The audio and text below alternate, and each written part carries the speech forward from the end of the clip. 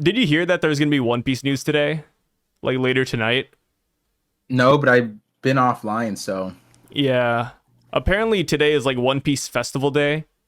And then Ooh. yeah. Like in Japan, like at the very end of it, they are gonna announce something big for the anime and One Piece in general. Why is One Piece Festival not on One Piece Day? I don't know. I thought about that and I was like, I just don't really understand, but fair enough, right? Like maybe it's like Yeah. a holiday started by two different people, But like yeah, okay, like so Santa then Claus and Jack Frost. if it's that disjointed, then it makes sense because then the other thing is like why are it so close together? You'd think you'd want to like half year distance, you know what I mean? Like to Yeah, get that. right? Yeah, that's not great like PR. So maybe it is conflict of interest. Some guys like, ah, fuck Oda, I'm gonna do my own One Piece system. Yeah, I mean they're both pretty legit though. Like Oda's team shows up to both. And apparently Oh. so does Oda, so I don't know.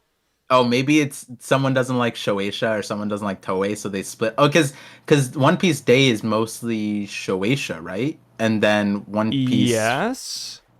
like they didn't do. I guess they did had the voice actors. One Piece Day has a lot of the voice actor stuff, but they're like independent of Toei because they're in other things, right? So that is. Wait, I so don't wait, what's know. happening today on One Piece Festival? They're just making like an announcement. It could be something, it could be nothing, right? Like it could just be Yeah. something super small, but people are banking on the fact that it's a movie. Ooh. Yeah. I mean, it's about time. Like it's You been know, a while since we got Film Red in the announcement. yeah, it So, actually has been, despite how like yeah. Despite how it it, feels.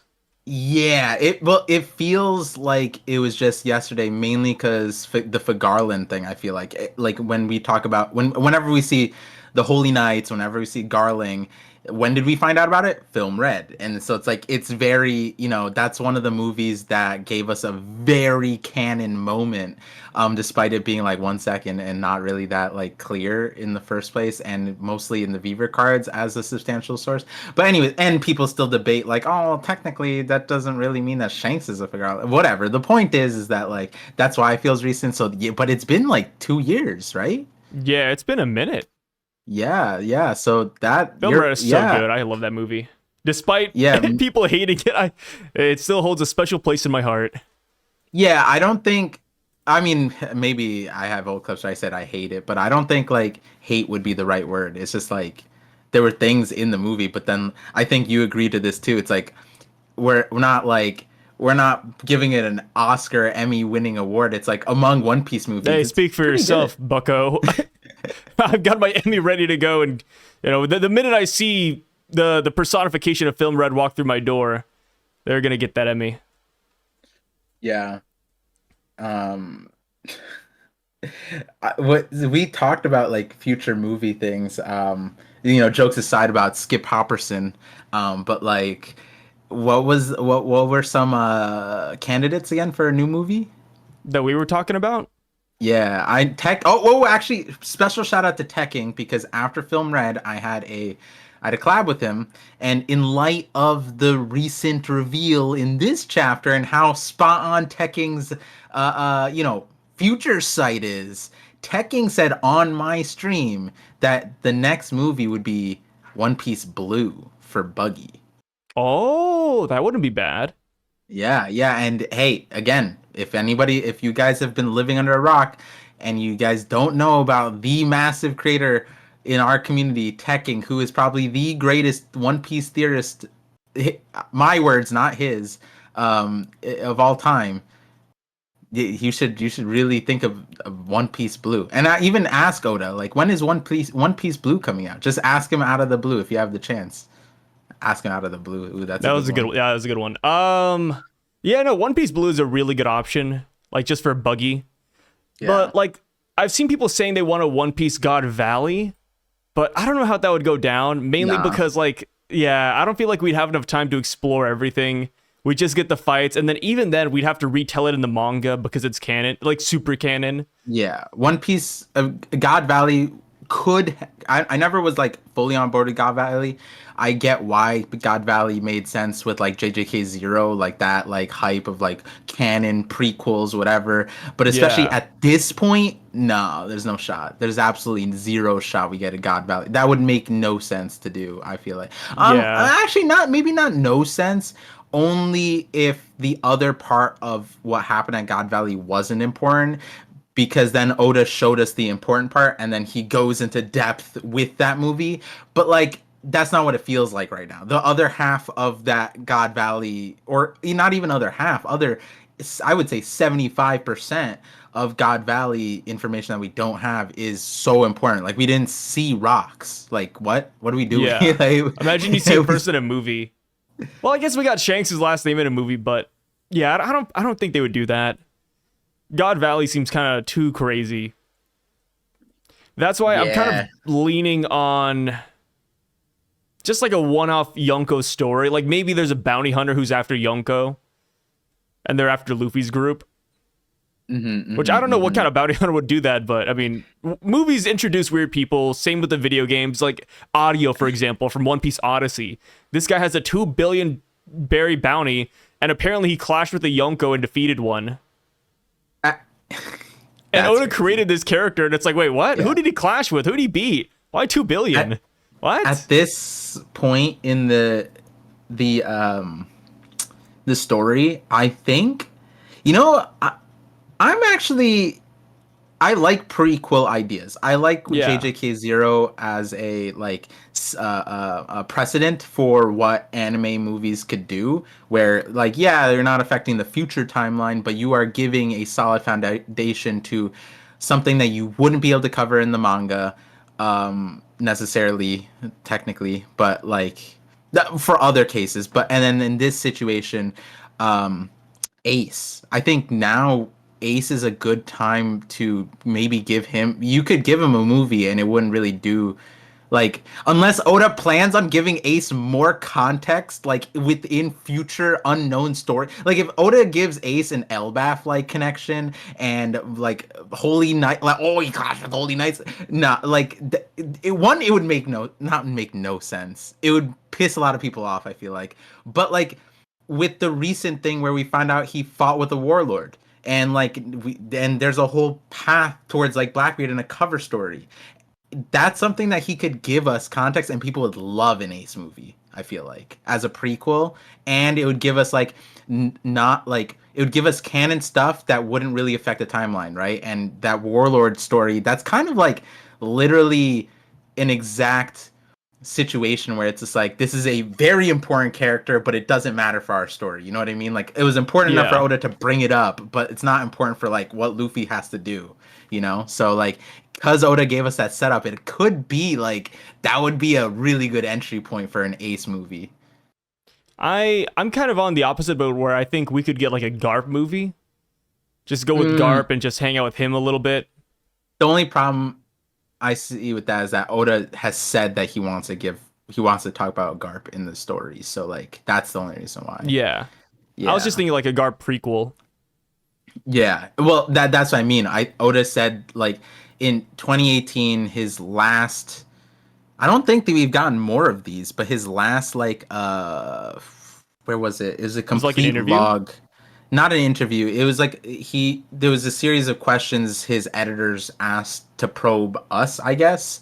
Like probe Oda for us, and the last question was like, if there was a character you'd want to cover in the main story. Oh, yeah. I know what you're talking about. His answer was, well, that's what cover stories are for, but if there was somebody, it would be Garp, like Dragon, basically and somebody else, right?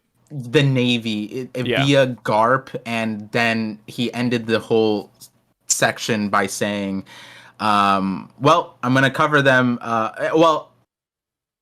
something along the lines of, well, I guess I'll just cover Luffy's birth story because they all connect to him anyways. And the characters he listed were all Navy, and then he said the Revs, and he said, what's it called? The Admirals, right? When I'm not saying that they're not Navy, but he said, like, I want to cover Garp, like Akainu, Kizaru, like all the admirals, Kuzan, etc., and then Dragon. That would be really cool. Smoker, and then yeah, ending with Luffy's birth Yeah. story. So that's why I'm with you. A Garp prequel. Don't get me wrong. I'm with that. It's just that I'm pretty sure Oda is locking us in for that in the story, which Yeah. we get a good feel for that given the Hachinosu stuff that we just got. So would you be banking on the One Piece film Blue? Like, what do you want, or what do you think we'll get? Listen, I don't think it's a bad bet to bet on Tekking. He told me this 2 years ago now. So I like a film Blue. I like a Buggy story. I don't know. The problem with like a Buggy story is that like it feels like Oda's gonna cover Buggy in the future.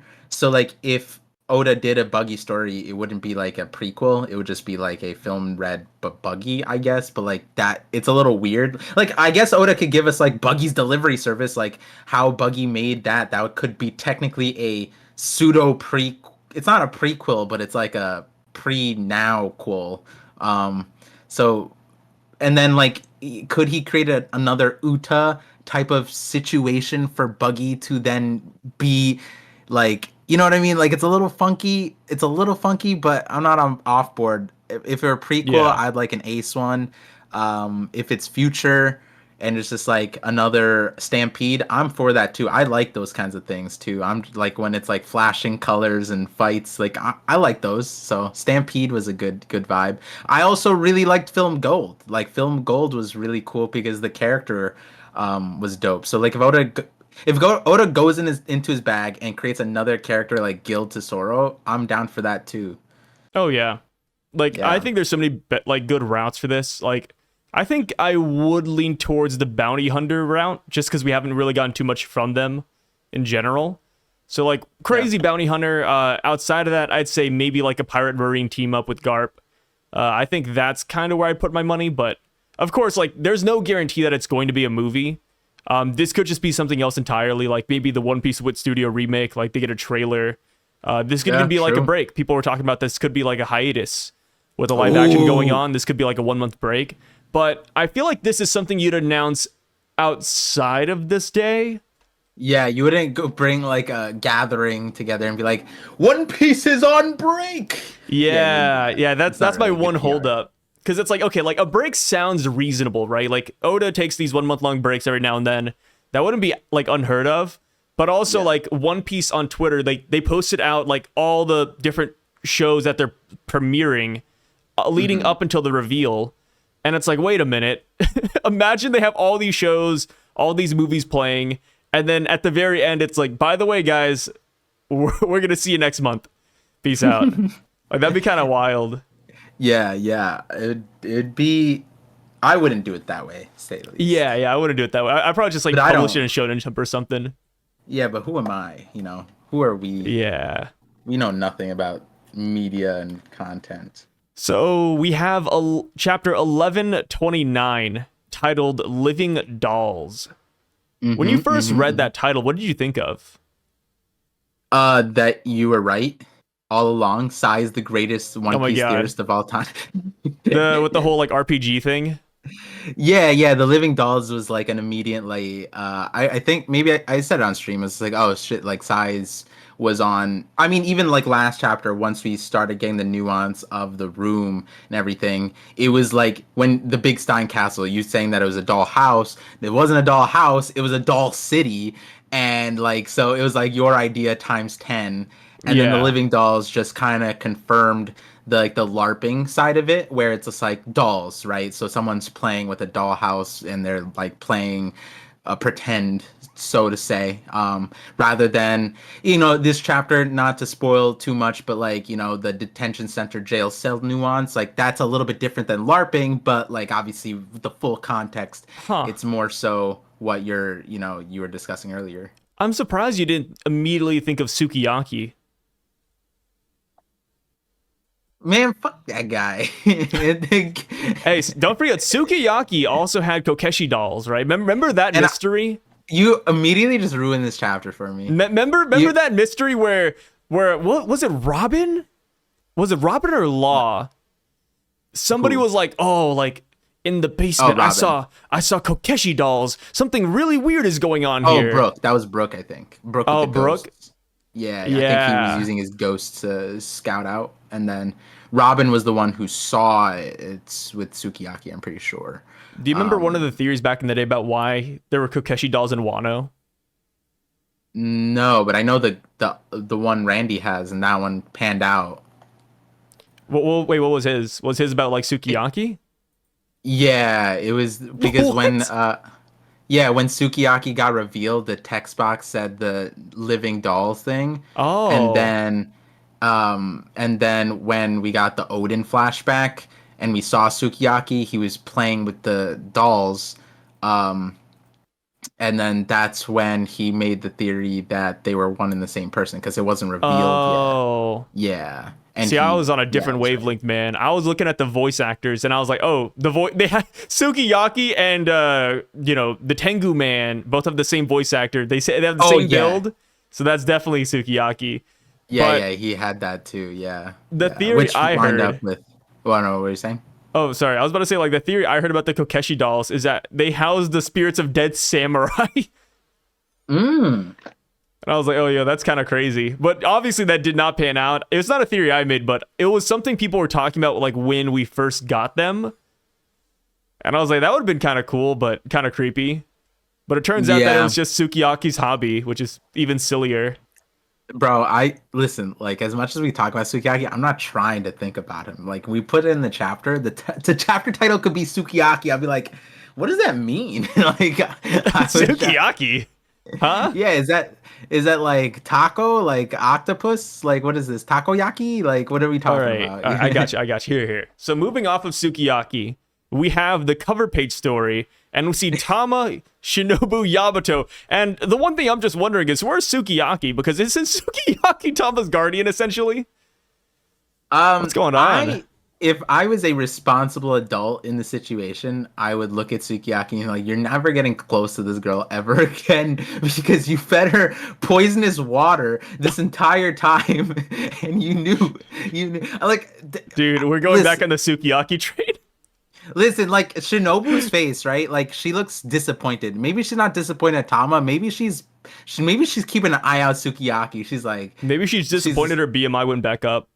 Oh my God, you said it straight. You didn't even. I don't want to beat around the bush. I mean, we all know it, right? Shinobu, she got fat again, and I'm not saying it's a bad thing, right? Like I actually coped pretty hard for her. I said, hey, like I know it's disappointing, but hear me out. She spent a majority of her life, being that size. Maybe she's just accustomed to it. Maybe she likes it. And if anything, that speaks a lot on body positivity. Yeah, except wasn't that when she turned back, she was just like really milking the beautiful Shinoichi thing? Maybe she'd be too deadly. It's like Queen, right? Queen's like, like if I got skinnier, I'd attract too many ladies. Yeah. Maybe Shinobu's doing the same thing. She doesn't want to be the man-eater anymore. No, here's the real cope. You want to hear the real cope? Give me the real cope. What is it? It was that she felt bad for Raizo because Raizo didn't get the liposuction. So she was just like, oh man, that's not fair. I should just like, how can I leave you behind? Yeah, okay, I like that. Yeah. She's always been a caring person. She literally while the scabbards were being hunted, asked Odin to join them. Like at the worst part to be a scabbard, she's like, "Can I be one Their of you?" worst day, like the day they lose. Yeah, she's just like, "Let me into the club." And Odin's like, I think it's Kinemon. It was Kinemon. Like, are you okay? Like who is this woman? What is going on? Yeah, why is she like they're over here fighting Kaido life or death 20 years ago, and then Shinobu's like, please let me join you. It's like, what? Who? Huh? Why? Who are you? Why do you do you need help, lady? Yeah, Shinobu's an interesting character. People are so you're not the first person who said it, but yeah, she looks really disappointed in the cover page. Like, why is that? Like Wano's not enslaved unless she's thinking about the kidnappings. Yeah, but Yamato's there. Like that's the weird part. But like, okay, just because you have Yamato there doesn't mean you're like, yes, the kidnappings are fine now, Like maybe she's just sad. Like, damn, dude, these Or women are maybe getting she's picked the up. kidnapper in retaliation for her Gaining weight. okay, I wasn't gonna say it like that, but like the You can't beat her on the bush part. Just say it. well, like you said, it's like restored to her former. This might be her average weight. This might be her base set. Like a lot of people, Yeah. so like it might not be necessarily gaining weight. It's gaining weight, returning to normal, is the more appropriate way to say it. But the point is, what if she's the one kidnapping people? What if Shinobu is kidnapping deadly people? weapons? Yeah, she's creating an army. I mean, I don't know. I don't think she would be. Yeah, it's not her. Yeah, but like, I don't why think is Shinobu would do it. Yeah, I don't know why she's disappointed. Tama's killing it. I was saying this like people might be saying like, oh, it's because she's kidding. Like I was like, she's hitting bullseye. So why? And then people are like, it's point blank though. And I'm like, but like if you're an assassin, the best thing to do is point blank if you can, because then it's you ensure the kill. You know what I mean? Like you're from Spy Family. You got to go in for the kill. Well, okay. If you're point blank, just use the katana on your back. Why use kunai? Well, that's too big. You can't bring a giant. If you're an assassin, you're not using a katana. What are you talking about? Come on. Then use Sai. a dagger. Why would you use kunai? Well, kunai, unlike video games and in Naruto, you're supposed to pick them back up. You're not supposed to like leave them. That's like a waste of resources. Yeah, you would think she would attach string to the kunai then to pull him back and get him. Like, I mean, no matter what you bring up, part like she's not min-maxing. Yeah, okay, nobody was min-maxing like that in reality. I'm just saying. You're making it sound like Tama's min-maxing over here, and I'm like, I don't think she is. Tying strings to it is more of a liability to yourself. It's not a video game. No, dude, have you ever? Okay. You're not Asian. I know I gave you the C card last week, but what is the C card again? For Chink. What? Oh, okay. But let me tell you. Have you ever played with kunai before? Yeah. They're heavier than I thought, unless the ones I had were fake. But no, they're typically pretty heavy. Yeah, they're really heavy. I'm just saying, like, if you tie string to it, even though it's not effective, it does look pretty cool. Why are you laughing at that? I feel like that's like half of like the modern understanding of what, like, listen, I'm not a weapons expert by any means, but like a lot of times we see it like in movies and it's just, it looks cool. And then you're like, wait a second, that's not practical at all. Like that doesn't make any sense. They didn't do this. Like, yeah, it's just funny. Like even bow and arrows, that you like a lot of times you'd go back and you'd pick it up. Yeah. I mean, if you're hunting, you have to go to your kill to pick up the thing, and you'd hope that you didn't damage the arrowhead and you could like retrieve it and salvage it. But like, you're not tying a rope to it, like wee flying. Oh god, that'd be hilarious min-maxing if you just fly with the rope too. Wait. If you real quick, I just had this weird hypothetical, but let's say you're sleeping, right? It is 5 o'clock at night.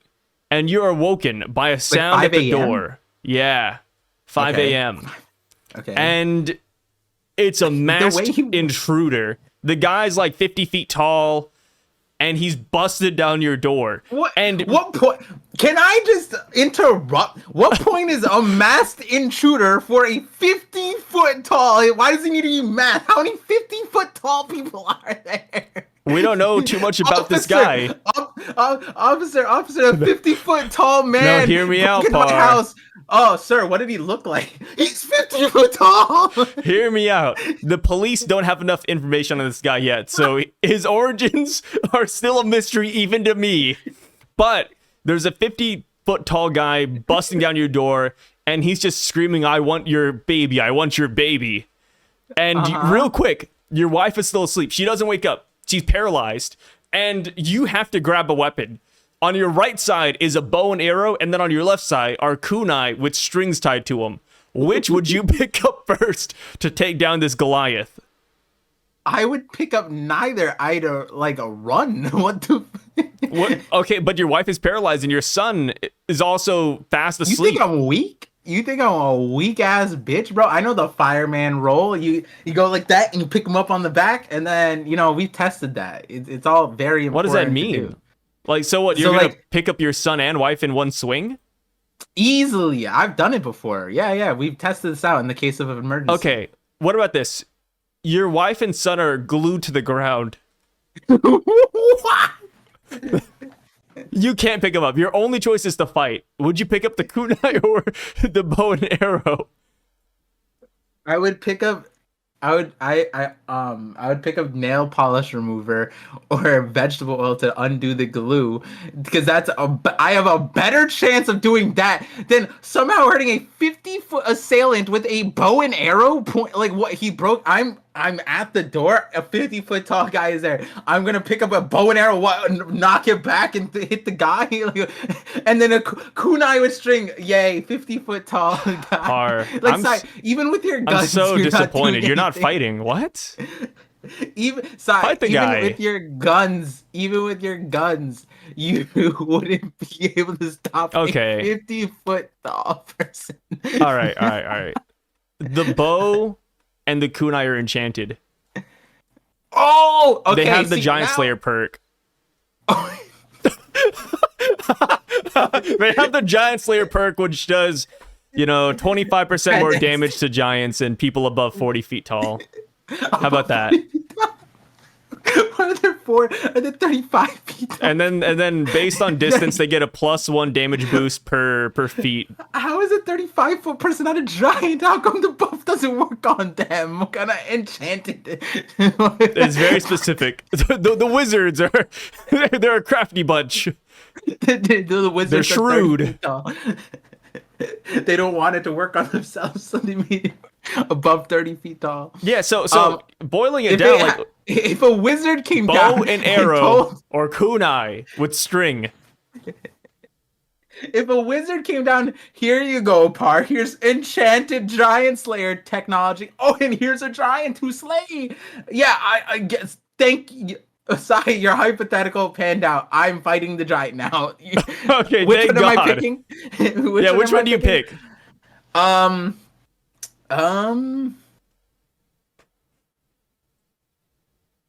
have to really think about it, huh? This string doesn't look so stupid anymore, huh?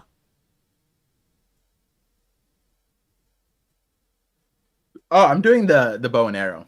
Yeah, I picked bow and arrow too. Maybe that's why Shinobu's so disappointed. I've shot a bow and arrow. I was pretty good, so. That's why Shinobu's so sad. She just knows that people would pick bow and arrows over kunai. Bow and arrows are cracked. It's understated how important bow and arrows are for history, because they were like, the moment bow and arrows came in, it was like war. It was like the creation of planes and tanks in like World War I and II. It was like, what the fuck is that? What is a tank? What is a plane? Bow and arrows were like that. Flying knives? What are we talking about? Yeah, but I mean, here's the thing. Like, the minute guns became a thing, bow and arrows were just so obsolete. Depending. Yeah.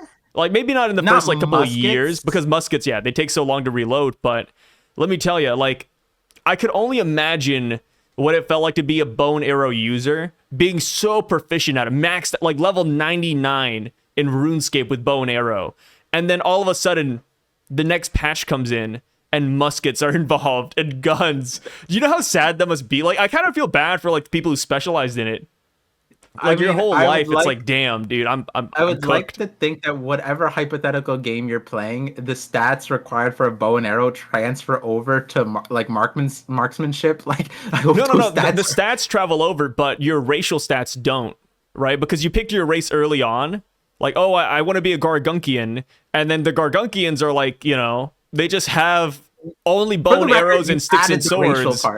And then for the other race, like, let's say a Jordan, the Jordans are just, they have like steel, they have iron, and they just have all the guns.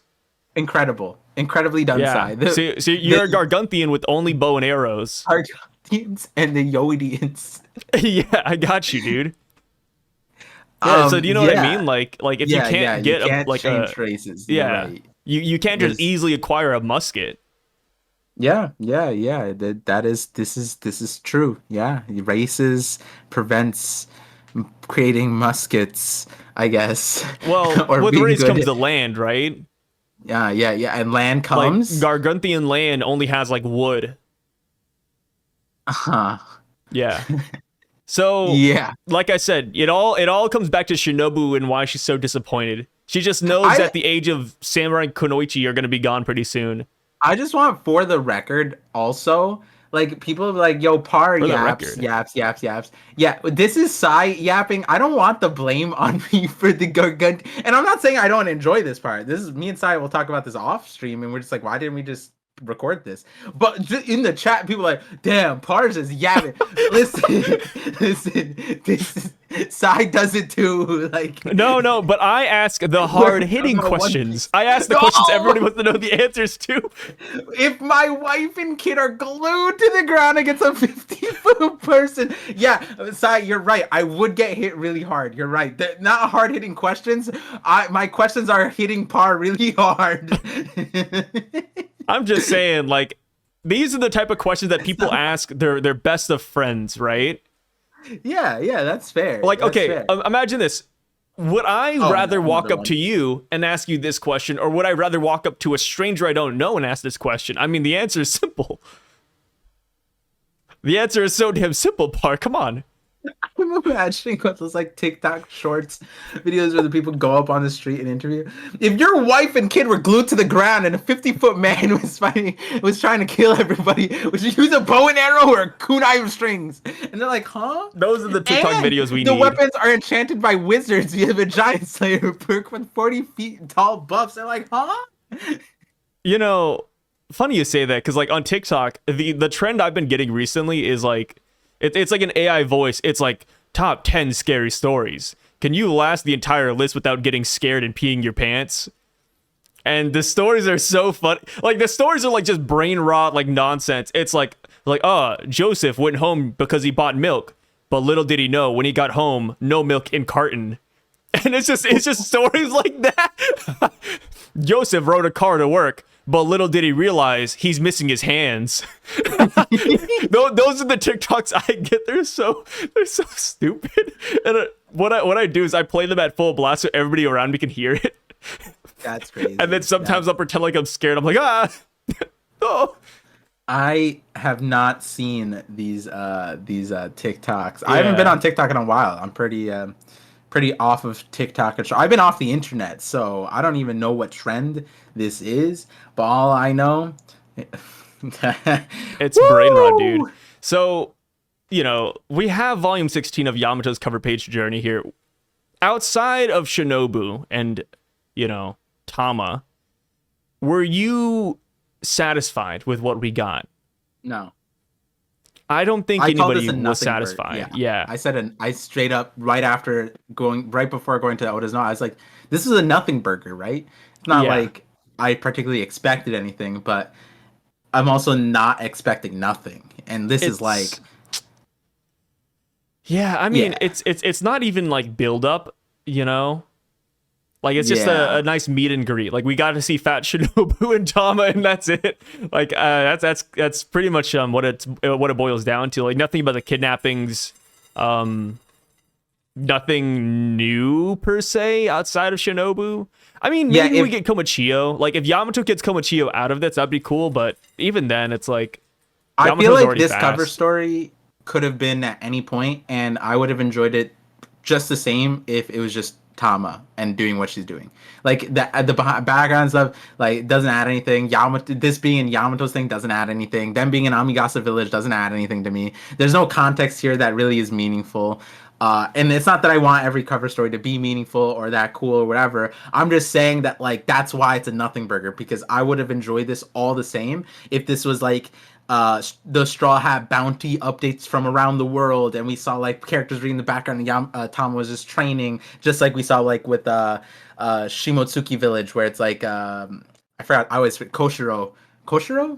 Kyoshiro, yeah, where he was like reading the Kyoshiro? thing, and the kids were like training, whatever. This I'm not Japanese. I apologize for my Kyoshiro, lack of. I think. Yeah, that one. Yeah, I don't know. I think it's that one. Yeah, I think it's that one. Zoro's dojo leader. Koshiro. That's Koshiro. That's what I said first time. Sorry. That's Koshiro. I got like a bunch of Wano people in my head now. Yeah. You were this close to saying they all look the same. You were this close to saying that. They don't look the same, but they sound the same. But it would have been fine. And like the only thing that would have made this better for me, obviously, if there was some context with Yamato and Shinobu like that we get in the title or something.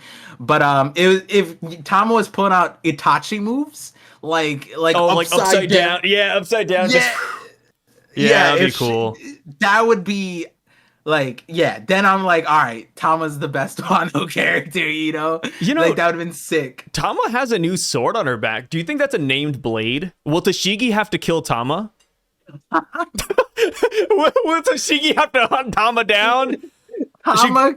Maybe she comes to Wano. TKT, Tashigi kills Tama. Yeah, Tashigi kills Tama and takes the sword. She's like, sorry, you filthy Wano citizens aren't a member of the world government, so thus, you're a criminal.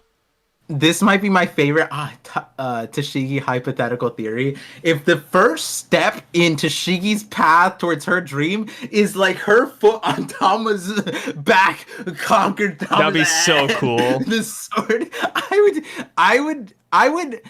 Obviously, it doesn't make her a better character. It obviously doesn't change anything I've said. But I would take back everything I've said about Tashigi. I'm like, I would take everything back I've said about her dream, dude. Imagine Tashigi also drops a cold one-liner, like finally a worthy opponent, finally an opponent of my skill level. No, she needs to. No, she needs to, because Tashigi might have left. Because like their family left during after the Kurozumi stuff, right? Yeah. It's like, well, we don't know Tashigi yet, so it would be crazy if she said Kurozumi were meant to burn. Wait, no, you're so right. Yeah. We have a lot of missing families and people who left Wano a long time ago, and of course, the main theory is that Tashigi's from one of those families because of her name. And it's like, dude, looking like Kuina. Yeah, because she looks like Kuina, who's, confirmed to be, what's it called? Shimotsuki. Yeah, and we're not being racist here. They look alike. Sorry. Yeah, they I mean, 1-to-1. Yeah, no, that would be huge. She says, finally, I can get revenge or something. And then she just kills Tama. Kurozumi's meant to be born to be burned. Yeah. I'm sorry, that's a messed up line, but it's a great line. 3-piece version of what Tashigi's dream, because the reality is Tashigi gets no story, right? Tashigi's gonna get so much story. You know what? I'm gonna change my answer. The One Piece movie is gonna be One Piece film Tashigi. Oh, One Piece film sword. Oh, wait, we could get like a supreme grade blade in the movie. And it's a swordsman. Oda would name the movie Sword, and it wouldn't be about the organization Sword. It would be a misnomer. wait. A movie about swords, not even characters. One Piece movie Swords with the Z for Zoro. And then it's Tashigi and Zoro going around and they fight like a supreme grade master. That would be hype. And the Z is made out of swords. Yeah. And then I don't know if you play Borderlands 2, but it could be like Zero, the assassin ninja from the game, and maybe like the Zero, like the Owen sword is replaced with the Zero. Yeah. I didn't play, but I'm pretty sure I know what that character looks like. Yeah, he's the guy I mained. Rest in peace. But the Borderlands writing is so bad. We made the most bootleg version of a One Piece movie I've ever heard. Just wait till Film Sword gets announced. We're gonna look like gods. This is like the Chinese bootleg parody version of like a very famous franchise, and it's One Piece swords with swords on the thing. Dude, people eat it up though. A movie about Zoro? Come on. Easily, yeah. Film green, watch out. Ooh. Film green, film sword. I mean, it could be like the what's it called? Like the One Piece movie about Zoro and the Cursed Holy Blade or something. Yeah. Good, decent movie. Oh, it was an awful movie. I think it started really strong, but it ended horribly. I fell asleep, actually. That's like the One Piece movie that just puts me to sleep every time. There's some elements in that movie that I think will carry on to the story, but as far as what you're saying, I agree, especially when on first watch, especially at the time you watch it, right? Like I always bring up the point that anime movies today versus anime movies 20 years ago, not even close to the same context because like back then they were just like like well, making movies were super hard in animation. It'd take like years or whatever. And now it's like a lot faster. But also they experimented a lot more, and so now we get a like more like like there's more effort in the movies. So back then it was like I'm thinking about the Naruto movies. Those were my favorite ones because there was a lot of effort and it actually did like expand the world and they were pretty good. Like expect like the big flashing Rasengan or whatever. And the One Piece movies were kind of like that, where they would just like take some One Piece plot and just amplify it. It makes no sense for the canon story, which a lot of those early movies were like. And They're like so good. like one of the things about the cursed blade thing was like, and I have a few theories, obviously, where I mention it because of my sword stuff.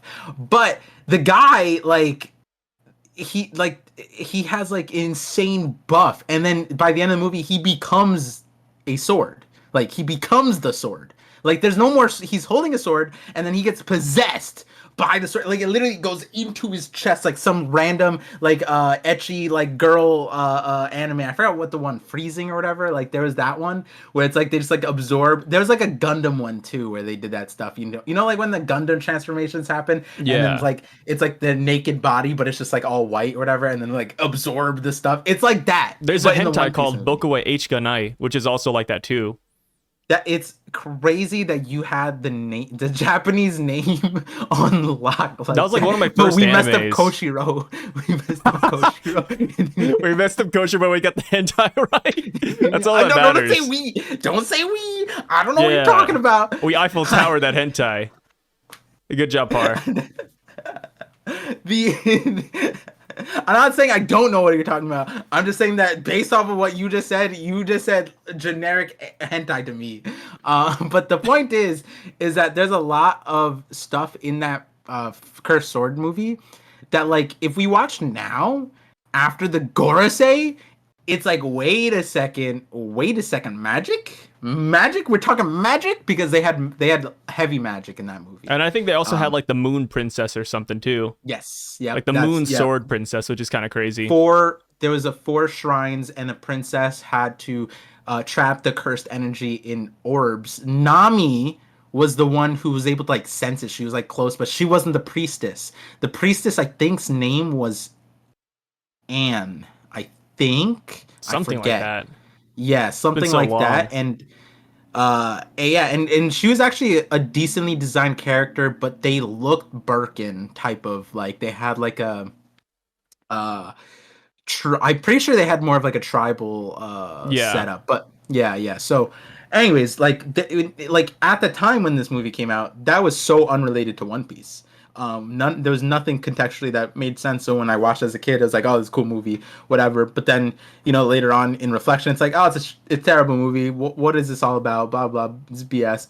But now you watch it with the Gorosei in context. That movie is crazy, and I've Maya told you about is her name. Maya. Oh. There's some. Who's the grandma? The grandma is Toma. Toma. Yeah, the grandma was an interesting character too. But yeah, so she was a priestess who had magic. And never mind, I'm wrong. It's actually she's not in the wiki. So Izaya. There we go. Izaya? Yeah, Izaya. Neither of those rang a bell, but it's fine. Don't go more into the movie. Watch. We'll do a video on this later. But yeah, save yourself the time of the movie's not really that good. Like Sai was saying, it's decent though. I thought there was some good that fights, the movie had some good concepts, like Zoro, making a promise with another swordsman. Zoro like leaves the crew for a little bit to like fight this guy. I was like, oh, that's awesome. Like, he even fights Sanji in the movie, too, for, like, a brief moment. And Sanji's like, wait, what the hell, dude? That's where you get the whole thing where, like, oh, Zoro's stronger than Sanji. Look at this. But, I mean, obviously, Sanji... I mean, yeah, Zoro's always going to be stronger, but Sanji also didn't want to fight there. So it's not, like, a fair assessment. Because he's like, yo, Zoro, what possessed you, dude? Yeah, There's a lot. I think there's a lot of good fights. There was also one character that was underneath the enemy, and he was really cool. I'm forgetting what he was like, but he was a swordsman as well, and I think he fought Zoro at the end, and Zoro beat him, Oh, and then Toma. Toma, that was the Yeah, character. yeah. Yeah, Toma's like the little swordsman kid. yeah, that character was actually I liked him a lot. Oh, he was but, like the worst part of the movie for me. of course you'd say that, but that's He's like fine. a less cool Kobe. He's a more he's like a try hard Kobe. That's what it is. Yeah. Yeah, yeah. Yeah. So the try hard aspect got a little weird at the end, but I like the admiration part of it. Like the Kobe part of it was nice. Obviously, him being a swordsman sucked because the main antagonist was a swordsman. Anyways, I was just like, that's weird. But then you get the setup where it's like, oh, the main antagonist is a Luffy opponent technically. But yeah, it's a very interesting. There's a lot of important lines I feel like that are like, wait a second, why did Oda have this character do this? Nami, Luffy, Zoro. I think all the characters have at least one line about something really grand that makes you think like, is this related to Laugh Tale? Is this related to the Void Century? There's like a famous one for Zoro, but yeah, it's a good movie. It's a good movie. Yeah, don't watch it, guys. So with Yamato next week, what do you think we're gonna get? Go like last thing, and then we'll move on. Nothing. More of the okay, same? so Curry, she went to Curry. Amigasa's in Curry. I think Yeah. like the best case scenario, not best case. I think like maybe she goes to the beach where Luffy washed up and like Inuyasha washed up and like Odin saw Whitebeard. Maybe she goes to that beach. She goes to the beach and just hangs out a little bit. Well, yeah, like because if she's reading Odin's journal, then that's a pretty significant place because that's also where Odin ran when Roger died and he cried about it. So Yeah. that's probably in the journal, and then Okay. also meeting Whitebeard was there, and then also meeting Inurashi, Nekomamushi, and Kawamatsu. So I imagine that place is probably somewhere on her itinerary. Probably, Yeah, I could see that. yeah. I mean, if she wanted to like min-max her journey, she wouldn't go there. But I feel like if she's just hanging out, then yeah. Yeah, she's not really min-maxing. Yeah, she's kind of like Joe Biden, just hanging at the beach, just She open got casket. beat up by kids, bro. And then fed them. Oh, That's wait. not min-maxing. If she goes to the coast, maybe that's where she'll meet some minks. Kind of like how Odin met Possibly. Nekomamushi and Inurashi and them. Or maybe she meets like someone was headed to Wano after the news about Luffy and the Kaido being taken down, and then they wash up there and she meets somebody, and that's how we enter another variable into the story. You know what I mean? Yeah. It could, if we're doing like again, we're not doing a full Odin parallel, but it is kind of following like building the castle, the people kidnapping, the lawless nature, going to Curry. There's like some things here and there that are following Odin's stuff, and so like. If going to the beach is one thing to follow, then meeting somebody important there is probably another thing to follow. Who? I don't know. But I would like it if it was somebody that may not necessarily be an ally, but because they washed up and they become friends, maybe it like is a way for like a complex like relationship to be formed where it's like a Luffy antagonist, but a Yamato ally. But on Wano, and then like off of Wano, it's You essentially just described Buggy. Yeah, Buggy. But Because we hey, had the same Buggy thing with Gaimon. Exactly, yeah. And hey, Gaimon's the island of rare animals. Wano's the island of rare animals as well. Well, it's like the island of ugly animals. Like, look at Komichio. He's not really a normal animal though. He's like the only of his kind. I haven't seen another one, but we've seen like the alligator stuff. We've seen giant monkeys. We've seen The alligator's awesome. Okay, do you like the alligator more than Komichio? I always forget Komichio's name, so I don't really care for Komichio that much, other than like it's Tama's, but like I don't know. It's just, it's cool. So I think Komichio. Hey, how about this? I think Komichio is a little bit cooler than Catline at the moment. Iscat. Okay. I like Iscat's name more though. I like Iscat's design more. Komichio, I'm looking at the wiki. Yeah. It says that he's a very large four-legged creature. Yeah. And Oh, that's about it. yeah. Yeah, let's just read the wiki, and that's like the main thing that stuck out to me.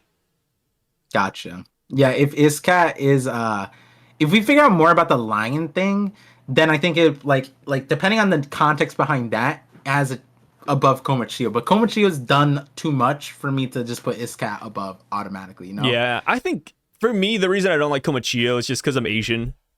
Like I've seen a lot of those too many like of the festivals. Yeah, I've seen too many Komiinos in my life, or like at least statues of them, and I'm like nah. It's like last week when I was talking about like the Western versus Eastern dragon, and I was like like Eastern dragon's not bad, but I've seen too many of them, man. Give me the Western dragon. Komachiyo, it's just like I don't know. Komachiyo was like meaningful, powerful, but it didn't really get any plot like that made it. And I'm trying to think of another example. But like, hey, plot. even the alligator that carried Big Mom, like that. Last week we were able to talk about that, how that's an insane feat. If that Big Mom was sitting on Cat Lion, Iscat, Iscat would be crushed. But the alligator did that. We don't even know the alligator's name. Komachiyo doesn't really have like it does, but like not like an insane one. You know what I mean? I think the most it did was carry Nami and Usopp throughout Onigashima, and that's pretty much it. Yeah. But like we could have done any animal could have done that. Yeah. Iscat could have done that. Yeah, exactly. Iscat's doing a little bit better than that right now, honestly. Because there was no antagonist besides Big Mom, obviously. But there's the Sun God. They weren't running Komachiyo wasn't running from Sun God. No. Which getting to the Sun God. My God. Yeah. Dude, that first page, let me tell you, the aura he had immediately started dropping when he started talking. Every line we get from the Sun God in this chapter, his points like go like -5, -5, -5. Like it's kind of crazy how he does it. Yeah, especially at the beginning because he can't even hold character. Yeah, he's like, I shall never forgive this slight. You living dolls, you demolish my room temple. And my poor Paz servants. It's like, okay, all right. The jig is up. Yeah, you're terrible at this. Boo! It's kind of funny because like you have like the citizens of Legoland saying, "Hey, Sun God, please calm down. The sky is falling." Now, did the aura recover or drop more when Nami confirmed? Because we didn't know this until this thing.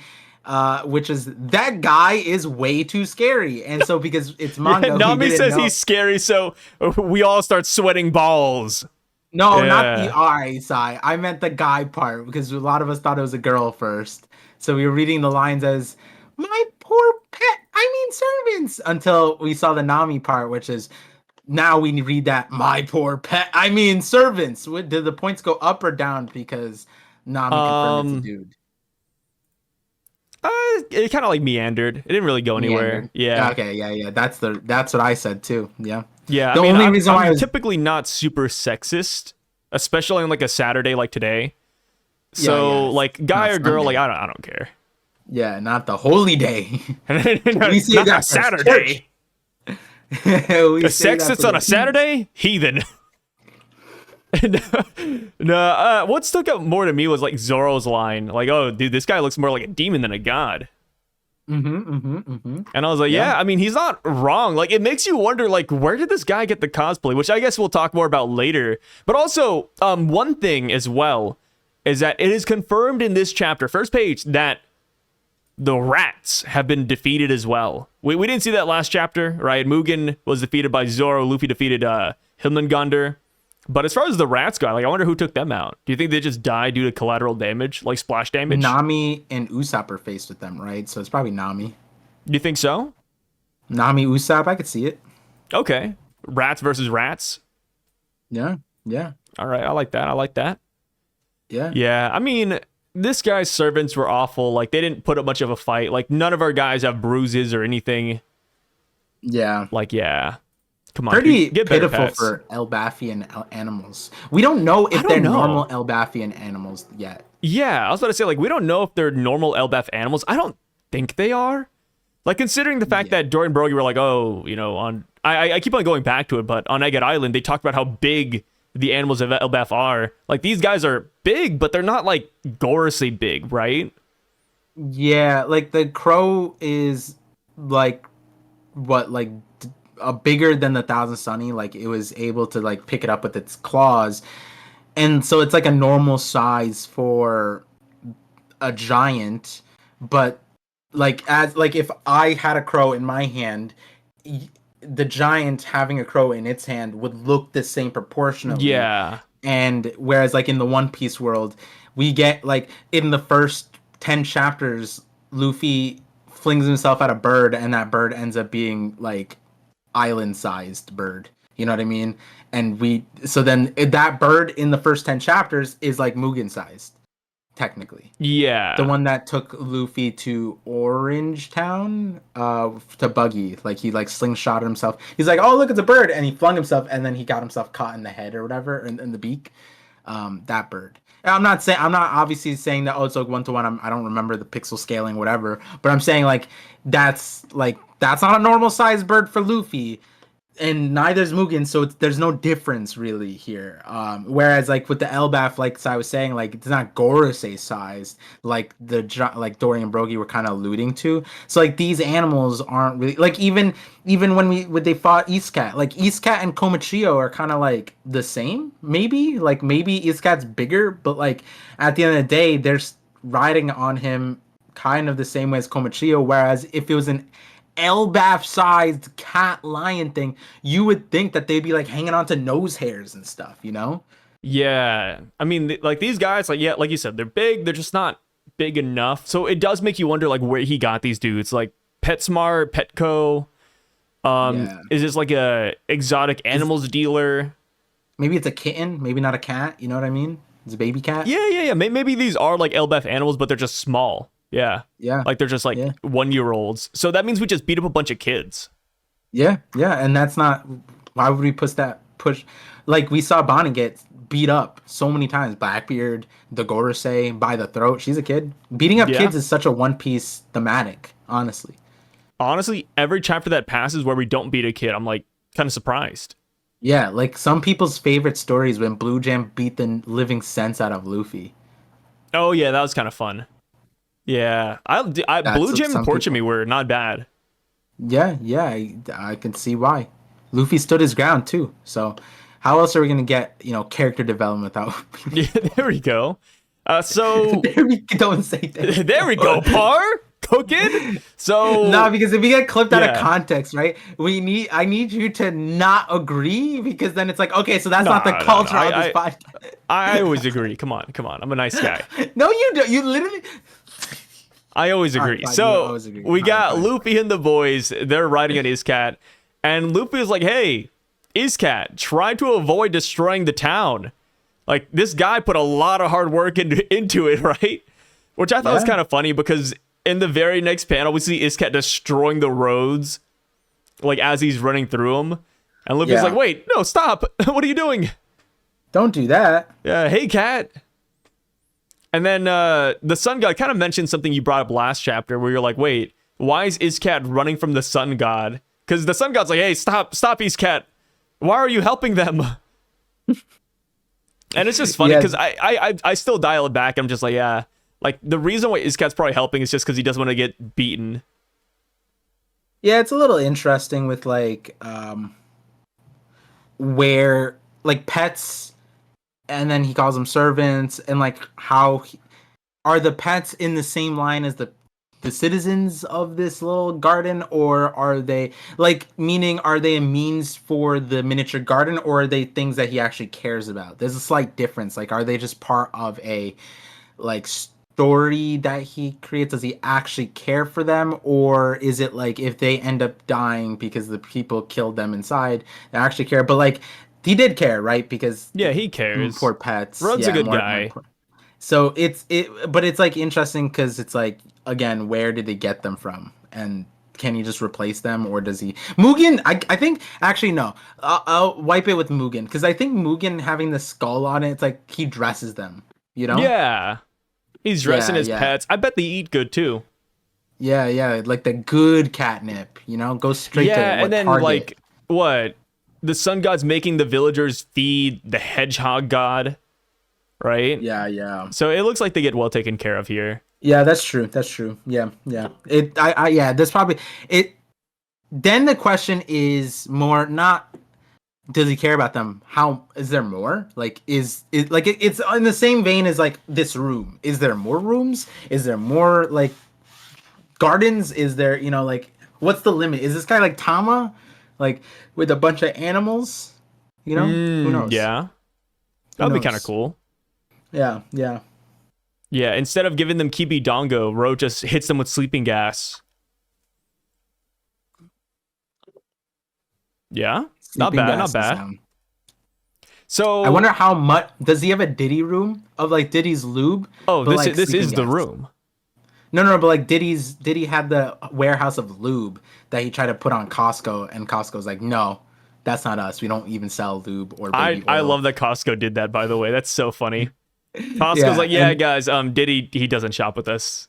yeah, he's not a He's member. lying, guys. Come on. Yeah, and then so like that's the thing. Does he have a room of this gas that he just because like that's the difference between like Diddy and like Cosby, right?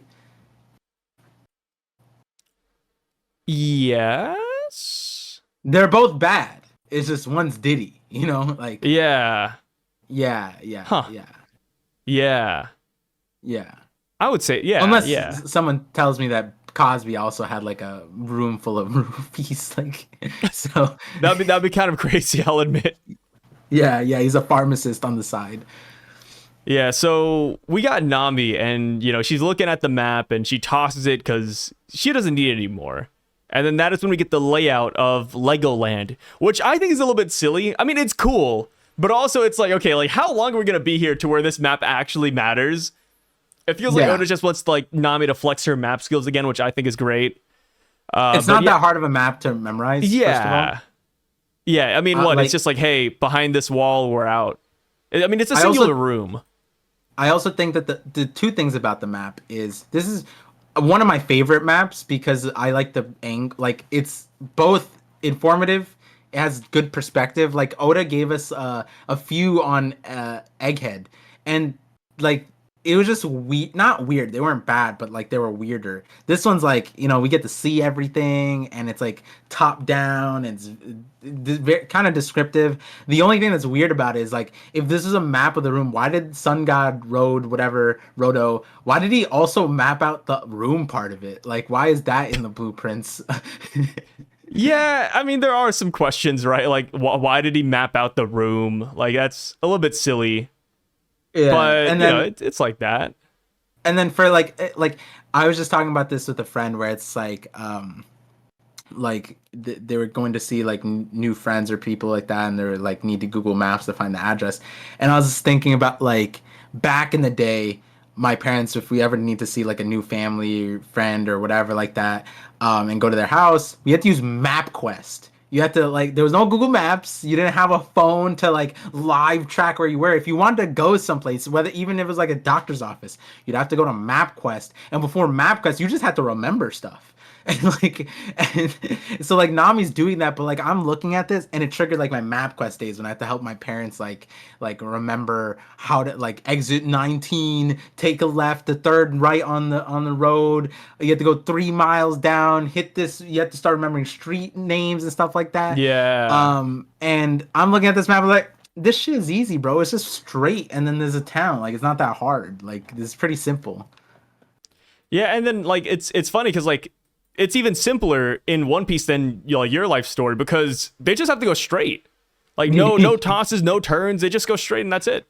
Yeah, like the guy giving them directions is almost silly because it's like there's the path of least resistance was that way. You know, Yeah, like I don't even see any barrier towards the temple, the god's temple. You would think like if you wanted to create the temple of the sun god, you'd create like the tribulations, like the valley of hell and the mountain of gods and like the ocean of like. There's nothing here. This honestly, Roto's creativity it's also took a hit. lacking really. Yeah, yeah. Now that I think about it, no, sucks Okay, ass. wait. But There's no waterfall. how old do you think this like Minecraft save is? Like this It Minecraft doesn't world? matter. I could have done better in a day. I've done No, you better in a couldn't day. have. No. Yeah, yeah. I know you could have done. I've seen you do Minecraft. You. And Oh that's why I my respect God. the craft. Because like come on. Dude, this guy's massive. This whole village is made out of like small Lego blocks. He makes the Yeah, costumes but by in hand. Minecraft, you're not a giant forging thing. You're a person making a world for your person. This is a giant working on a miniature thing, and that's so much easier. No, it's more Yeah, it tedious. It's is. more tedious.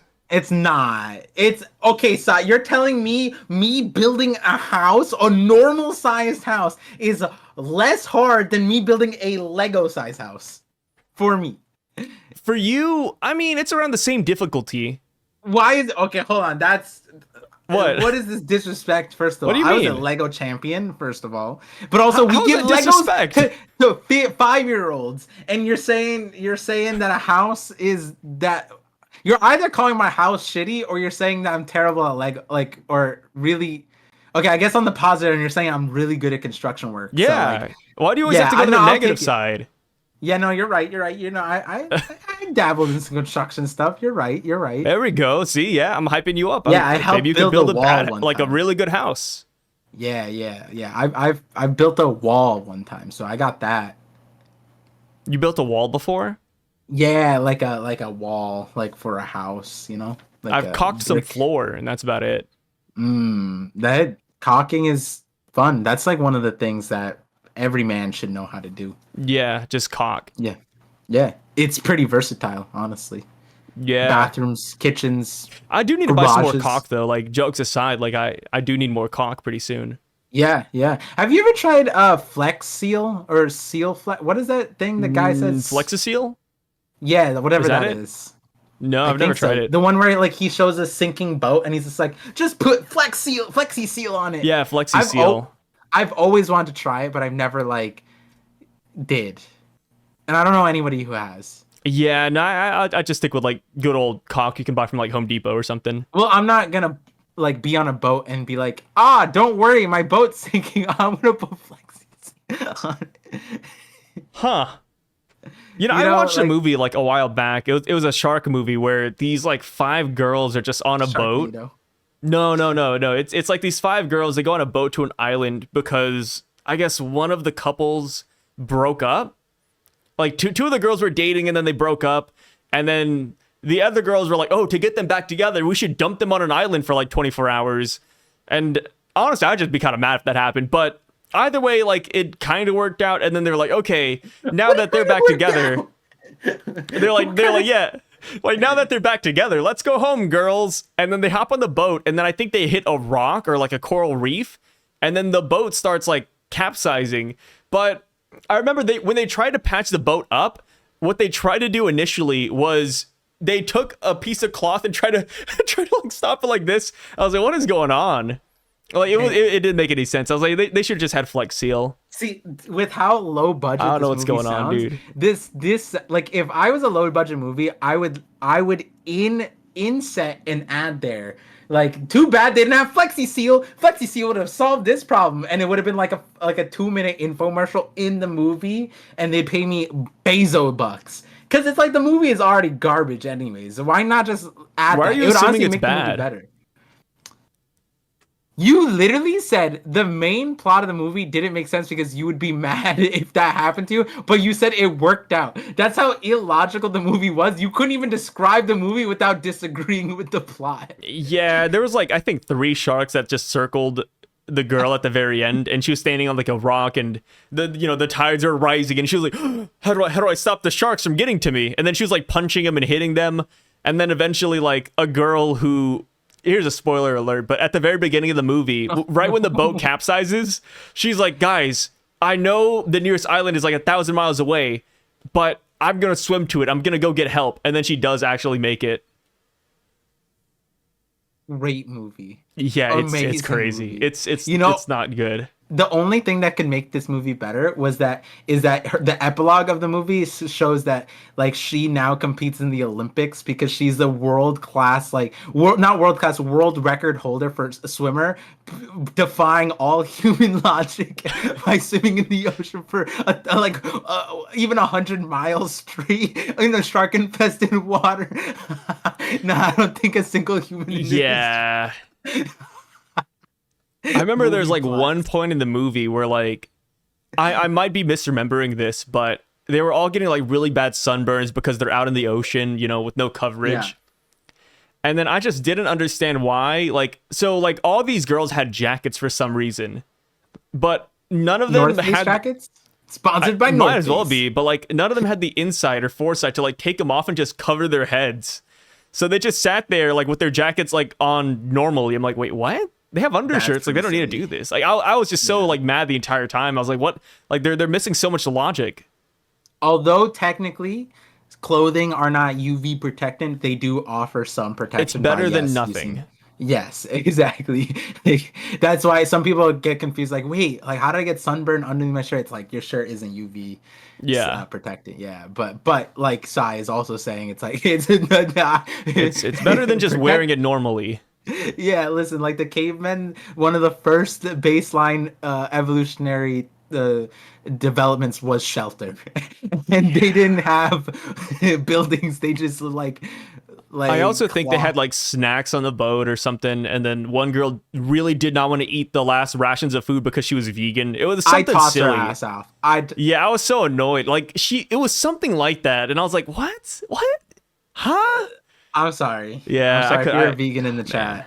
If we were in a life or death situation and you said, but the animals' feelings to me. But let me tell you about my diet real quick. I feel like I can't. Dude, our boat's sinking. Sharks are around us, man. What are you doing? Remember last week there was like a certain strength that you said there's like we can't talk about on stream. That strength would come out of me. Yeah. The forbidden strength. If there was in middle of the ocean, sharks were dying. So I'm sorry, I'm eating you. Like, and you're like talking about vegans. The hidden strength is coming out at that point. Oh no, I'm so sorry. No, there's nothing wrong with that. You guys get to have freedom of America. You get to choose what you want to do, right? Yeah, I mean it's like I would consider that power level and that strength to be akin to the fatal fuel of Alabasta. The energy steroids that Odie Jones took. Yeah, 5 minutes. You have 5 minutes and you die. The 8 inner gates that Mike Guy released. Yeah, which is funny because like Mike Guy didn't die. Spoiler. It's funny that you said spoiler for that movie. Meanwhile, we spoil like the Bible and stuff. Like it's crazy how. Yeah, I remember. I talked about Bleach randomly one day. Doing One Piece. I was like, oh, by the way, Sajin Kamamura, his final form is like a human form. And then somebody was like, oh, I didn't expect to get spoiled by Bleach here. And it's like, brother, that's been out for like 10, 12 years now. Like the anime animated that 2-3 years ago. Like, I don't know what to tell you, man. And better part, you said that on your Psy spoiler channel if you did. No, it was like on a theory video. Oh, no, I'm just saying it'd be funnier if it was like, damn it, I gotta just spoil on the spoiler channel. Damn it. Psy, the spoiler content creator. I'm just kind of like assuming people like should already know, right? Like 10 years should be good enough, I feel like. Yeah. 10 years is pretty good leeway. Like, yeah. Come on. Yeah. So we gotta, back to the chapter though. Since the Strawhats are escaping, the sun god pulls out his ultimate weapon. Oh my! What do you mean? Oh my god! This one threw me through a loop. I did not expect the thing to be turned into a butterfly net. It looks like he fashions the net on it. It doesn't look like it's automatically a butterfly net. The most OP tennis player of all time, being able to like thread a racket like that quickly. Yeah, oh that's my what it God. Looks like, right? Because he's kind of like yanking. Like it looks like he's pulling it over a little bit. Like it looks like he does fashion that on the spot, which I think is really impressive. Maybe that's his devil fruit. It's stupid like Kinyamon's. Like he has like this so. No, we're it's not like, giving Roto devil fruit. No, it's the shitty. Like he can immediately sew everything. So that's how he. No, makes, but Leo like, has that. No, wait, that's not his. He doesn't have a devil fruit. That's just his thing. Right? Oh, is he just? No, I No, think you're right. he has a devil fruit. It's a so fruit, right? Yeah. He has the Stitch no Mi. Yeah, or the so fruit. Both you know how translations silly are that correct. is? I said that's a stupid. It's a stupid fruit. I mean, I'm there with you. You know how silly it is on Dressrosa? We got Doflamingo, the string man. The levels that this guy can fix his own heart, sew his organs together. Then we got Kinemon, who can make clothes for until you get hit. And then we got Leo, who can sew you to the wall really quickly. Like he also strew together a bunch of Navy ships so that they couldn't chase the Strawhats. Yeah, and it's still like it's just Doflamingo can do that. You know what I mean? It's just like silly next to Doflamingo. Like it got introduced in that arc. You know what I mean? Like I mean, that's why like one of the prevailing theories back in the day was that Leo would take down Doflamingo. I wasn't in the community back then. Not that I would like that theory, but I wouldn't I wouldn't say anything against that theory. I'd be like, you know what, let that rock. I like that. Sewing the string man, boom. Yeah, because it doesn't sound bad on paper, right? Yeah, because the irony is that Doflamingo was not captured, but imprisoned by, and this is one of my favorite theories that I've talked about, is the reason why Oda made Suru the person to always stop Doflamingo is because she has the wash devil fruit, where she washes clothes. Like people like their clothes, and Doflamingo has the string fruit which makes clothes. Well, it can make clothes. You know what I mean? So it's like perfect. Who washes string? Tsuru. Haha. So Oda did do like a kind of like contextual thing with the powers there, but yeah. So like with Rodo here with the net, it was like I don't know how he did that. That's cool. He's talented, man. I mean, we already have a guy with a net devil fruit too. It's metal too. Yeah, metal net. Yeah, Largo would love this. Largo and Hina, right? Because Hina makes metal like prison. Yeah. Things. Yeah. Largo's net. Hina is metal cage or bindings, and then Leo is the sewing man. Man, yeah, Rodo would be up there with the goats, dude. The goats, absolute goats. Hey, he might be wearing a goat head right now. Who knows? We don't know. Yeah, who knows? I'm not familiar with my skulls. Yeah. Which bovine is this? We don't know. Yeah. So after he fashions the net, he says, "Hey, truth is, this whole place, this kingdom, is a giant detention center." I am curious to see what the Viz translates this as, because the one I read said it's just it's a prison made for giants. Or it's a jail cell made for giants. Jail cell. I like jail cell makes way more sense to me. Yeah, because like the difference is that a giant detention center means that there's more than just this. Like they break out, then they're in another jail cell, or there's like 1,000 jail cells here, like impelled down. But a singular jail cell would just be like, oh, you break out and you're free, right? Yeah, like a detention center for giants would not be a room. Yeah, it would be a lot bigger than this, and like a lot more expansive. And if it was a detention center that was giant, then that would make sense for the small people, which is the miniature garden. But what it seems like with the full context is that this is a prison cell that was made to capture a giant, which is why the walls are quote unquote indestructible for even a giant can't break it. That was refashioned as a miniature garden by Rodo.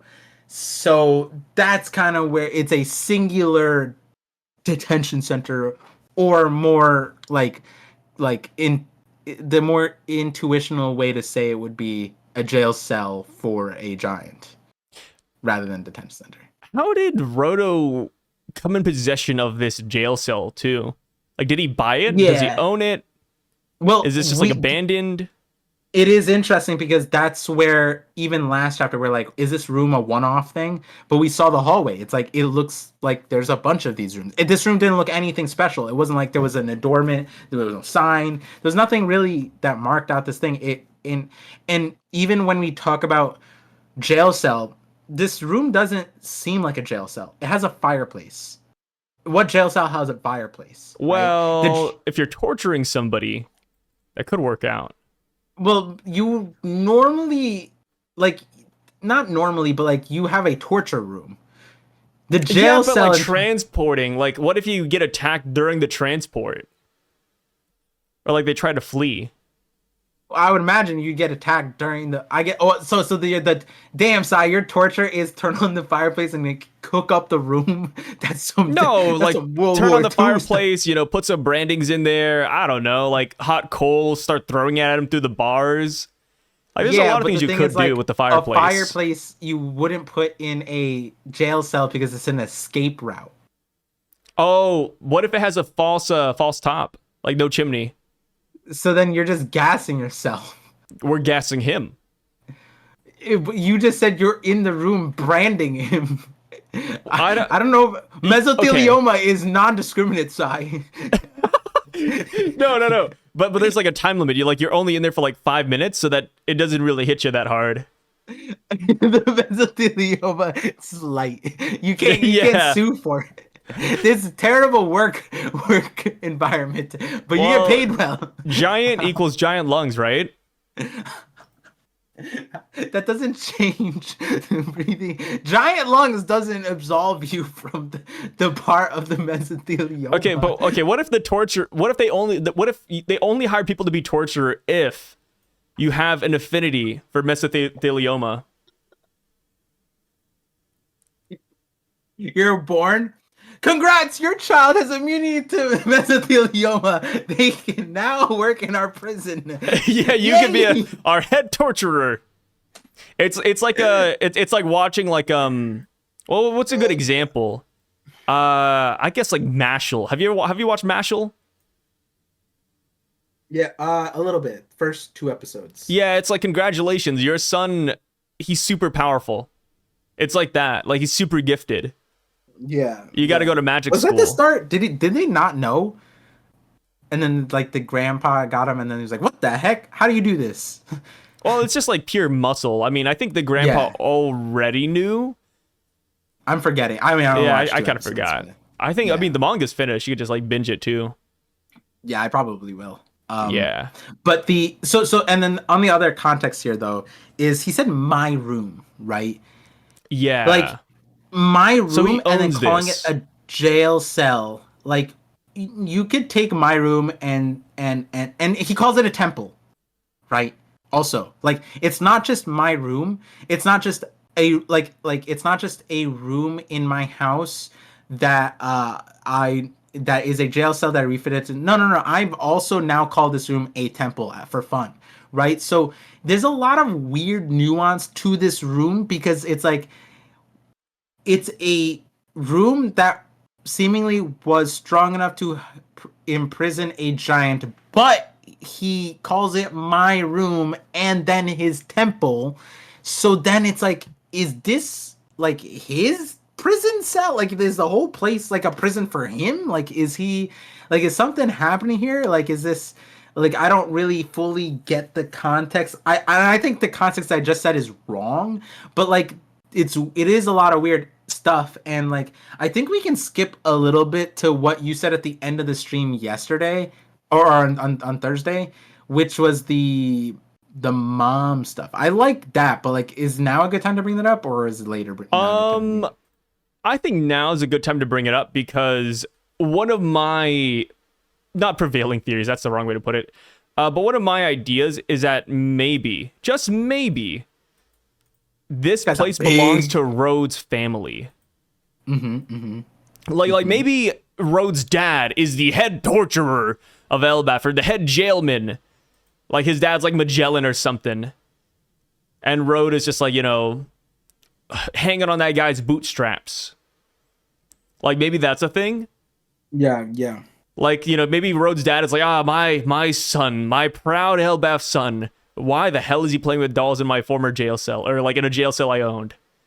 Yeah, and I like the context that you gave, which was that like if we were to follow the LARPing thing, not to make fun of people who do this, but like obviously there's a stigma that or Oda would definitely probably play with. It's on all anime. It's everywhere, which is that like this could be his mom's basement and he's just like, living off of the family estate, like Sai is saying, and he's, like, not to connect the two dots, but Sai initially thought this sun god prior to the reveal was a big loser. And then, the LARPing thing, and he combined them, and now he lives in his mom's basement, which is the whole, Oda added the 2chan otaku, like he says, Nam Tasso, Luffy Tasso, and that's like the otaku thing. Tasso. Yeah, which is obviously Oda's playing off of like, and these are my words. These are all like the Japanese speakers, people telling me, and translators for TCB also saying this is a popular stigma for 2chan. Japanese is Japan's 4chan, which they already have a stigma. And if Oda's playing with all of that fire, then it would make sense. You also just lock it in. This is his mom's basement, and the thing that Sai really hit me with is like he breaks the wall, like Luffy breaks the wall, and on the other side is Roto's mom, and then his mom's just like, see, why are you messing around so much? And can you get a regular thing? And then he's Roto, like, Mom, honey! Yeah, he's like, yeah, Mom, leave me alone, Mom. Like, I'm just having fun, Mom. Yeah, like I think we will get that. Like, he doesn't break character in front of his mom. He's just like, ha ha ha, my room. This is all part of my plan. And then the mom's just like, are you still playing those games, Rodo? Like one of those things. I mean, that's got to be it, right? It feels like it. Feels like it. Like when you said Dollhouse at the very beginning, right? And about the giant Stein Castle, I wasn't on board. But then the next chapter I was. And I started getting progressively more on board. The chapter before you said LARPing, next chapter living doll. Like every single time it keeps on going down this route. And if Oda went to go 1,000% in, that would be the route. Bring in his mom, make fun of him that way. Perfect. Here's the thing too, right? People might say, "Oh, Sai stereotyping, man. I hate to see it." But here's the thing: it takes a loser to know a loser, and that's why I look at Rodo and I'm like, you know what? Like I kind of like him. Like I told people, he's like a kindred spirit of mine. Like I really enjoy Roto's character, and that's why we don't leave these rooms. Yeah, we don't leave these rooms. Have you guys seen me do a YouTube video outside of this room? No, you haven't. I'm just always here. I've done videos outside this room, but Bar's like, I'm not a loser like Sai, but I am a big loser. Yeah, that is for sure. Rodo, I can see the vision. You know what I mean? Yeah, I like. Maybe not the same vision, because later on all the Nami stuff. That's where it's just like, That's where I really felt like a kindred spirit. The sleeping gas part is like, sleeping gas is a little bit wild. Yeah, I wouldn't do that. Which before we get there, we got Rodo hitting them with the net, and that is when Sanji and Zoro just casually break it. And this goes back to like what I've been saying the entire time, like.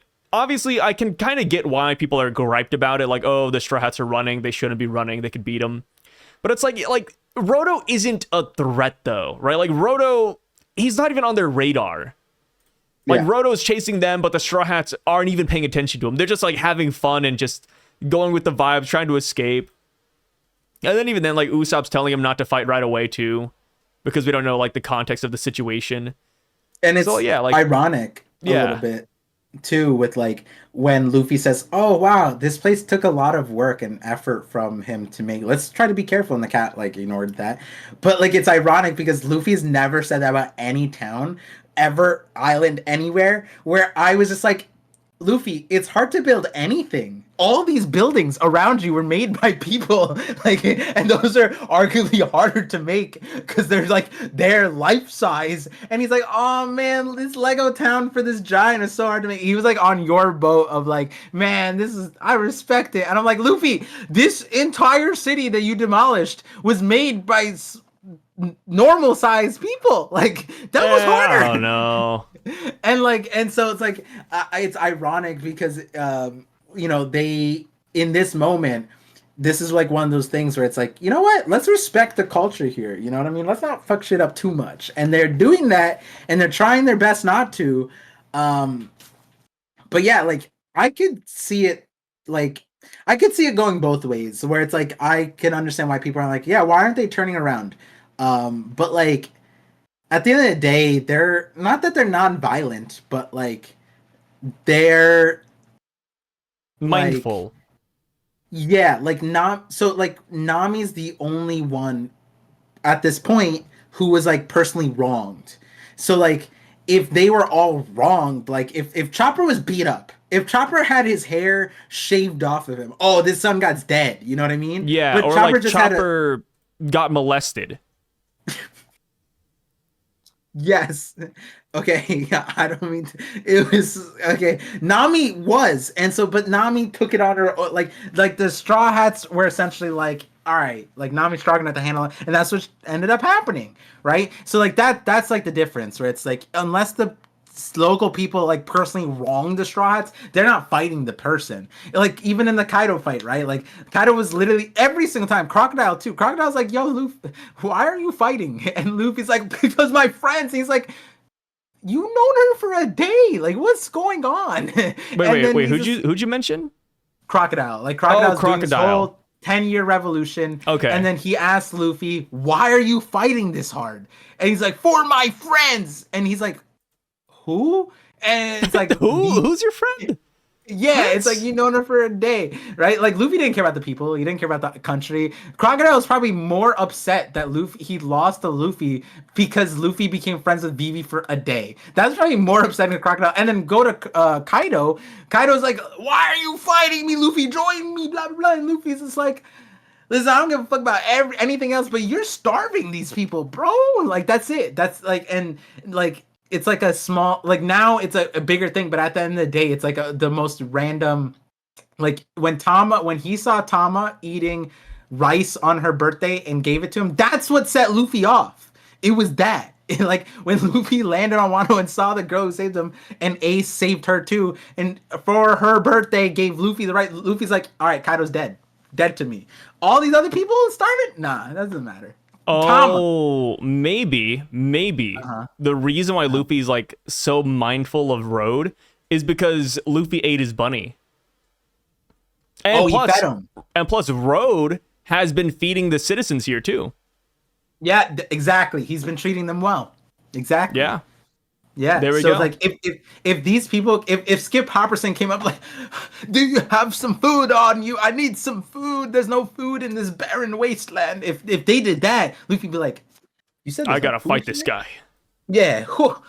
How dare this person bring you all to this place and starve you? That's terrible. Like imprisoning you is not really a problem for me. But listen, like That's a skill issue. My navigator getting dressed up and getting naked because of this guy, that's not even that big of a deal. Nami can deal with that. But starving randoms, that's different. We don't like that here. Yeah. Yeah. I mean, if it falls in line with Luffy's character, man. So as far as Zoro and Sanji breaking it looks like Sanji activates Ifrit Jambe for like the second time. And then Zoro... He's spamming. Yeah, he's spamming it. And then Zoro, people say he's using King of Hell mode. I don't see that necessarily. But either way, It's like... Earth. What's It's up? Earth in League. It's Earth. Rapid fire cooldowns. Yeah. Sanji's just alting. Like, Sanji's permanently. just spamming it, brother. Like, it looks cool, though. Like, I'll admit. Yeah. And it's like, man, these guys are going all out. And they destroy this net. And now that they're pretty much on their way, Road is pretty surprised. He's like, wait, what? The metal wires? They can get through that? And then he's like, this resistance is futile, man. Ahead is the domain of the mighty ear god. And then we come to find out that the ear god, I mean, we already knew it, but he finds out that the ear god has perished. We actually see his burnt, crisp body, his bones. Yeah. And it's kind of funny. Like, no, we don't just see that. Yeah, we get like a picture of him. We get like a post. Yeah, we get like a post-game picture of the guy. And I feel so bad. Like, this is his bunny. Like, imagine you come home, right?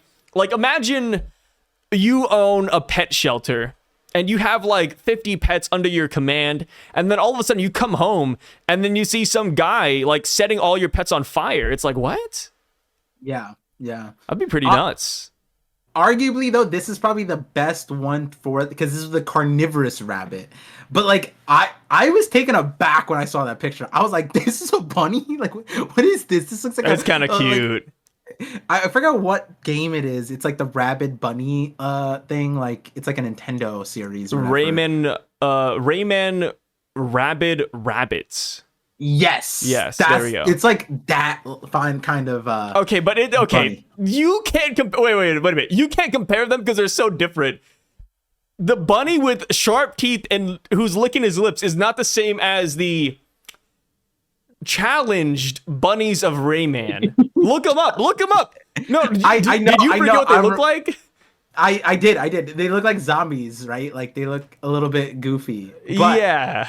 It's like a similar vibe because he has his tongue out and he's just like that. So it's just like like because those bunnies in the Rayman thing were like like okay, just maybe if out. you take one of those bunnies and for like the next 180 days you inject them with heroin hour on the hour, and then on that last day you just let them go with nothing. And this is what you'd end up with. You get the Galt bunny? You get the Galt bunny. That's how you create one. Okay, so you're saying that my analogy is correct, except they're not heroin addicts? Like, what is the separation? I'm sorry. Like, I think you could have gave the Galt bunny, like, severe trauma, put him in a Saw movie, and then you get the Raymond Rabbit bunnies, but, like, no. Like, I don't know how you went from take the Raymond bunnies, give them heroin, and you get a One Piece bunny. Like, that's so different. Hey, heroin changes people is what I'm trying to say. Don't do heroin, guys. Heroin makes you a carnivore. Like that. What if you okay, here's a good one. What? I don't want to hear the good one. The day where you don't give the bunny heroines, like day 179, you whisper in that bunny's ear, hey, there's heroin in that guy's bloodstream. So it's Mocha from Punk Hazard, like all the little kids without the candy. Yeah, essentially. Just like, hey, I heard this guy's hiding all the heroin. and then you get the Gult bunny just going out, man. What does Gult mean? Do you know? I don't know. The translation I saw said, what is it? Glutto bunny, like gluttony. Oh. Yeah. So Gult bunny kind of caught me off guard. But I'm assuming Biz will go with something like gluttony just to keep it easy. Yeah, I kind of autocorrect because my dyslexia was going crazy. This chapter, I heard I read Goosebumps as Boosgumps. So in my brain, before I said it out loud, I read Glut Bunny, and I was like, Glut Bunny? Like, yeah, I mean, that's a thing with age, right? What? Like as you get older, you get more like dyslexic. Hey, I'm not a doctor. I heard Asians are predisposed, but like, damn it. Yeah, it's hitting me hard now. Your diagnosis is better than mine. I think as Asians get older, they can just whip out medical diagnostics, right? That's why all the Asian moms just say like, "Oh yeah, take this tea." We also get more lactose intolerant. I've been fighting back though. I've been drinking like milk every single day. Yeah. I know, that's why we've been having to have more cuts on these streams. Yeah, you guys don't see the cuts, but every now and then I'll hit Par with the, hey, beer back, I gotta use the bathroom. The best part is, guys, like, Sai cuts them out, but, like, he waits for his body to let him know that he needs a break. So, like, you get to hear a fat rip on Paul. There's never a rip. No. There's never a rip.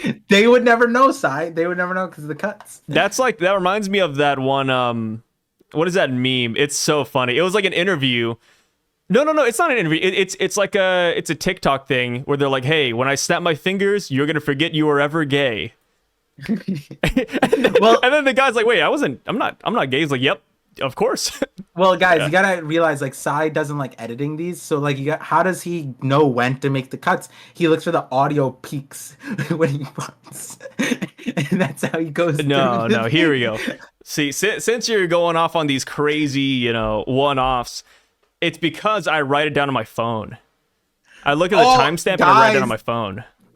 Does that make sense, or what I'm saying makes sense? I'm just saying makes which more one's sense. Easy?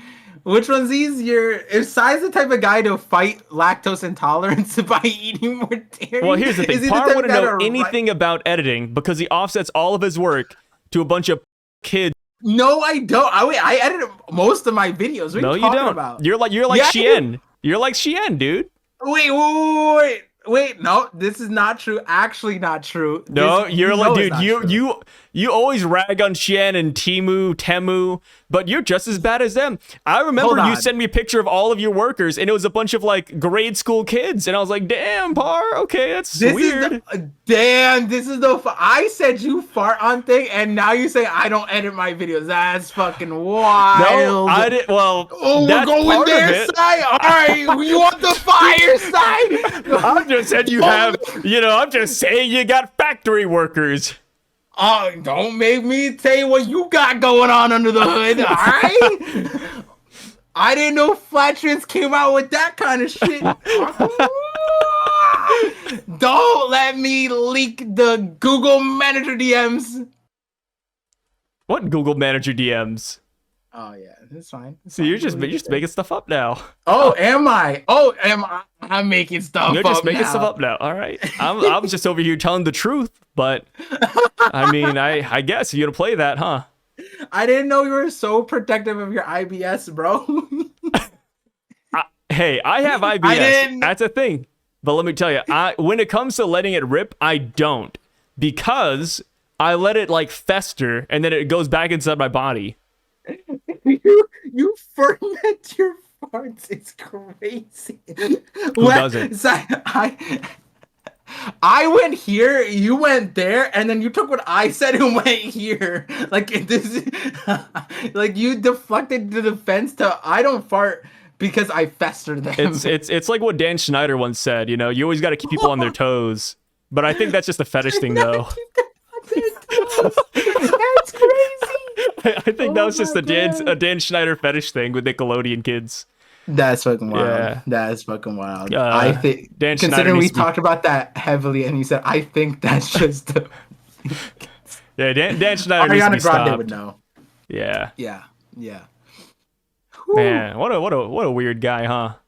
Yeah, very weird guy. Who do you think's weirder, Dan Schneider or Rodo?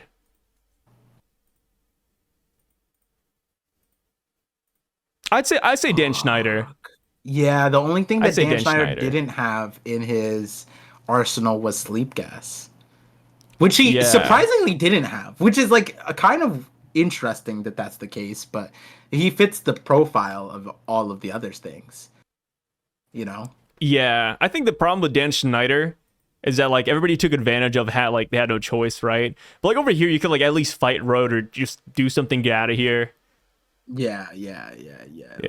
Like the only thing that would make him more Dan Schneider is if he was like an elite, protected by all the Elbafian like nobility, and like subscribed to his behavior and protected him in court and stuff like that. Like that would be, and blacklisted people from being giants, I guess, kick them off of Elbaf, take kids from their families.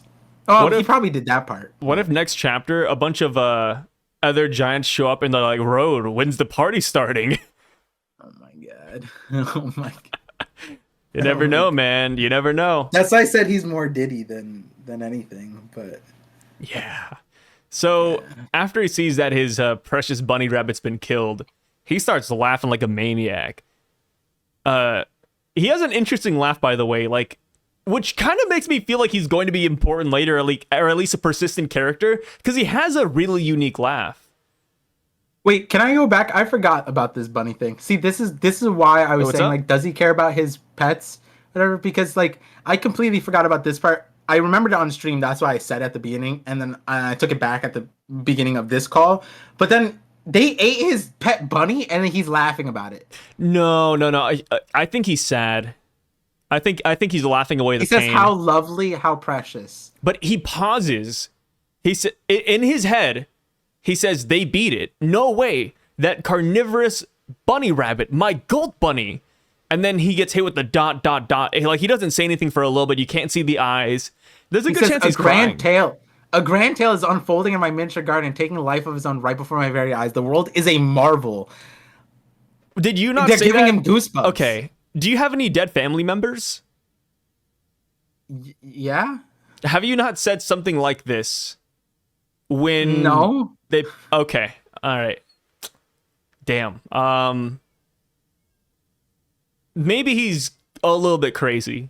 I think he feels bad, right? Like I don't know where you're. Okay, so because I agreed with your I do, But what if I said no? Would you have gaslit me? It's like, see, you don't understand what it's like. Like, Well, I don't know how when we close you were to your dead family members, so I don't want to go too far. yeah. So then if it was no, you would have been like, see, Par, when your family member passes away, you start cherishing the killers. Like, what were you? No. You try making silly scenarios about why they died. Like, how lovely, how precious. The world is a marvel. Oh no. Yeah, see, that's what. See, now that I'm remembering, I gaslit myself at the beginning of this call. No, I don't know if this guy cares about these animals because he did this. No, he cares. He cares. He does. It's like Promise Neverland cares. Oh, like they're farm animals to him? A little bit, maybe even less, because like in Promise Neverland, in Promise Neverland, it was more so that the produce of their farms determined their treatment and their own survival. And so that's why they were super strict and cared about their well-being. Whereas here, it's probably that he doesn't have like an overlord that's like, how is your miniature garden doing, Rodo? And he doesn't have that. So it's probably that he cares even less than in Promise Neverland, because it's like they are even like a farmer of a like farm. We talked about stories where like cows were slaughtered and people are like, aliens are killing my cattle. We must fight the aliens. We talked about that in the 50-50. And it's like, even though you know that these animals are farmed to eat, you'd care if someone killed it and ate it on their own. They're your farm animals. He's caring less than that. A farmer, No, think about a farmer who wakes up one day and his cow is just eaten. They're gonna be like, those coyotes, they're so precious. No, they're buying a guard dog that eats the coyote. I think Roto cares. I don't know if he cares. He's wearing a skull that's probably another animal that he ate, that was eaten. Like, he's adorning. He has some necromancy going on too. Like, I mean, here's the thing with Roto, right? How about this? Wait. He goes, how lovely, how precious. He picks up the rabbit skull and he puts it on as a ring. Oh, that would be cool. But that would also mean that he feels sad about it, right? Like you carrying a piece of that glut bunny with you, or that guilt bunny. Glutta bunny. Oh, it's not guilt. It's not glut. It's guilt bunny. He feels guilty about putting the bunny here. You're right. Yeah, because it died. There you go. Yeah, see, that's why the translation's off. I just had like an epiphany, but I think... Oh, but before I get there, though, Promise Neverland, awful series. Just watch the first season. Don't continue. Manga, just read the beginning. Stop. I read the manga. Yeah, but I'm pretty sure the manga and the anime... Well, no, the manga I thought was better, but it still ended kind of wonky, and then the anime did it worse. Yeah, pretty much. Yeah. But, dude, I remember watching that season 1, and I was like, yo, I don't want to see what people are seeing. Which happens sometimes where it's like, you ever like watch a popular anime, you're like, okay, what do people like about this? I think Promised Neverland is probably still the best gateway anime that could exist.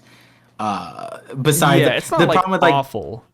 A gateway is a very specific thing, because like people would say that about Demon Slayer, but the problem with Demon Slayer is the animation's kind of like it spoils you a little bit. But the reason why Demon Slayer is a good gateway anime is because it's kind of basic.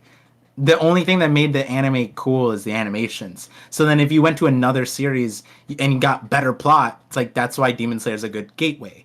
Promise Neverland is a good gateway because it shows people who never watch anime how intricate anime plot can be.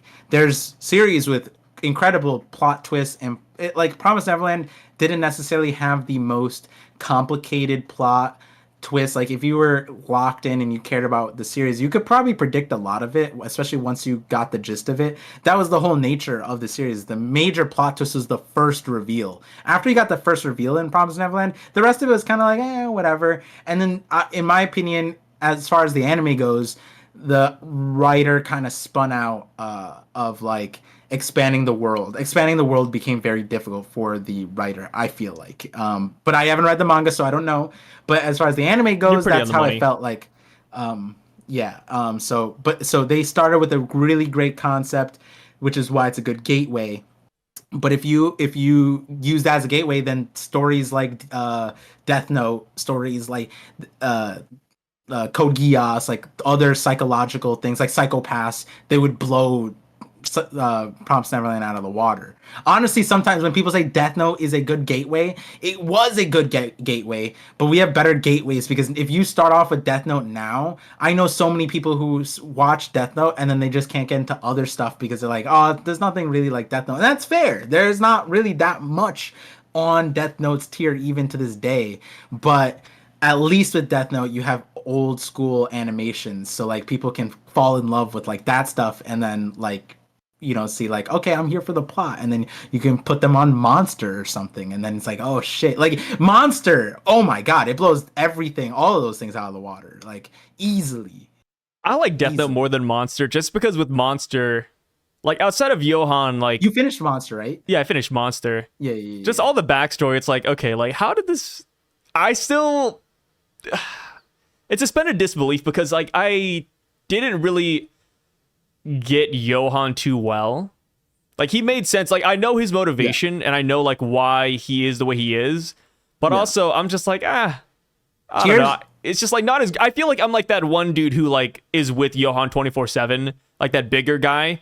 Cause I'm just like, I'm curious to see what Johan's gonna do. Like he obviously is gonna change the world, but it's like to what scale? And then at the very end, it's like, okay, a very minor scale. All right, gotcha. The reason why I put Monster above most other psychological stuff that are like prominent is because unlike Death Note, unlike Code Geass, unlike Psychopaths even, and Promise Neverland, they use and I don't say this as a demerit to the premise of it. They need a supernatural factor to make, like if you took Death Note without the Death Note, that's the entire premise. Code Geass without the Geass, it's without that, right? Monster was a like everyone's normal, and somehow it gave you as much thrill, especially at that time, without a supernatural premise, which is very difficult even to this day, which is what Promised Neverland kind of did up until they didn't. And then when they didn't, then it's like, then it kind of ruined the story in the first place because it's like, wait, these guys are not that, like they were all powerful, then they're not powerful, and it's like all weird. It's kind of that's a part, but like Geass, Death Note, the entire premise is a supernatural thing, which aids the psychological part. Monster did the psychological part all within the premise of the reality, which is so hard. Psychopass is the one where I'd give it a slight because their supernatural thing isn't supernatural. We're like almost at that supernatural part, which is the AI. Which it isn't supernatural, yeah, it's just technology. Yeah. Which is why I hold Psychopass like on a tier above like everything, because it's like based in reality, almost in reality. It's very real to life. And to make it that psychologically accurate, I feel like is really difficult. Where again, it's not a demerit to Death Note or Geass. I love those series. It's just that from like there's a reason why Monster was anime of the decade in probably the hardest decade to be anime of the decade. And it's because it from a writing thing, it was like, wait, this is insane. This is absolutely bonkers that it did that. Yeah, but for Monsters, I just wouldn't recommend it to most people. Like, I feel like it's my least favorite psychological anime. It's good, but it's just my least favorite. I think I like Psychopaths the most. Yeah, and that's why I think if I were to go back, I would read Monster probably over watch it. Yeah. But I was an anime person back then. But that's a series you can't. That's not a gateway at all. It's an acquired taste. Yeah, it's also like a 10th degree black belt type of thing. Like all my anime friends back then, even my Japanese, they didn't even know what Monster was. This was like back when I was like in middle school, high school, when I was just like, what's the best anime? And I saw it win the decade of the year, or anime of the decade in the same era as like, Dragon Ball, Naruto, One Piece. And obviously I was more obscure in anime back then when we had to watch 9 parts on YouTube or whatever. But like in the light of like, there's Naruto, there's One Piece, there's Gundam, there's Sailor Moon and Yu Yu Hakusho and all these other things. I'm like, what is Monster? I've never heard anyone talk about Monster. And then I watched it. I was like, I get it. I know why this one. This makes so much sense. Anime was way different back then. Manga was way different back then. Even you can see that in One Piece. But yeah, absolutely not a gateway. Absolutely don't recommend that. I never recommend that to anybody. Despite that's why when you said you were reading Monster or watching Monster, I was just like, wait. That's awesome because I would never have told you to watch it or read it. Yeah, I like psychological animes. I think they're a lot of fun. Yeah. But Johan, not a lot of people could enjoy that one like that. I feel like one of those it was like the Nazi leaders. I was like one of them. Not like in spirit by any means, but like the Nazi like leaders. The sugar daddies. Just like yeah, sort of randomly giving him insane support is like why? so the Nazi leader thing might have caught a lot of people off guard, but there's a bunch of Nazi leaders hiding underground, like underground emperors in a way, and they're like, Johan one day is gonna change the world. Johan's gonna be insane. I can't wait to see it. And then Johan he actively tries to not betray their expectations, but he just does what he wants. Like he doesn't care for them at all. He fumbles purposely up until he fumbles like not stupid, it's not the right word, but like it's like a fumble where he's like, I don't care, kind of like fumble. He's just doing his thing, man. He's just living life. But so Johan is like one of those interesting criminals. But getting back to One Piece though, like my epiphany I had earlier is that I think I might know who one of the stronger giants of Elbaf is. Ooh, it's a guess. Okay. I think it's going to be Roto's older brother. Why? Because that's typically like another otaku Japanese like nerd trope, right? Where like they usually have a successful older like sibling. Yeah, like Itachi, for example. Itachi's not a good one because Sasuke was kind of cool. Oh, this is back on the LARPing train where we went. Yeah, back on like the LARPing train. Yeah. Like I feel like as somebody who's watched a lot of slice of life anime, which is one of my favorite genres, funny enough, but whenever there's like a successful older brother, the younger one is either just as successful or they're just like a otaku or a nerd. So I could see that. I could lock this in. His dad is probably, or not his dad, his older brother or dad. The reason why I said dad is because I feel like age-wise this would make more sense. But Dory and Brogy, they could have a younger sibling, and that could be why the whole later on where he's like little bit itty human following an itty bitty human, and then Shanks. Like I'm big on that whole line with the Shanks thing because that's huge. The giant pirates are literally like hierarchically underneath Shanks. Like we got the line where Dory and Brogy were measuring Emmet, the hockey blast from Joy Boy, which they didn't know, to Shanks, and that's their measurement of like, okay, they didn't name a giant, they didn't name themselves, they said Shanks. And so it could be that like this, if he's a little brother or son of Dory, Brogy, or a giant pirate, that's why he's part of the new giant pirates, because he's not embarrassed, but he's just like, what a loser. That guy's a loser. I'm the better brother. I'm the better sibling, that kind of thing, because they're following an itty bitty human also. And he's so opposed to it as well.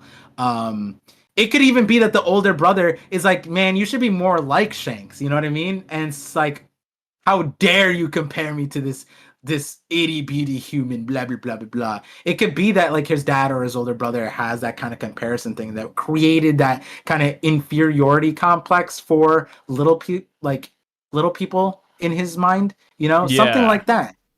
Something like that. I would like it if his sibling or older brother were the giant pirate. Like the original. Yeah. That wouldn't be bad.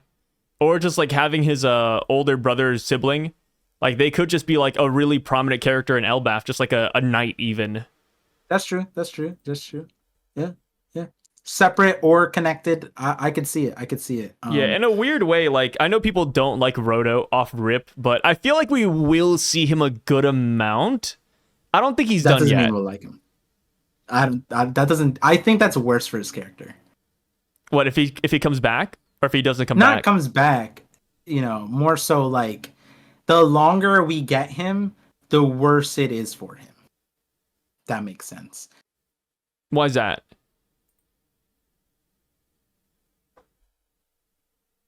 It's kind of like, I don't know.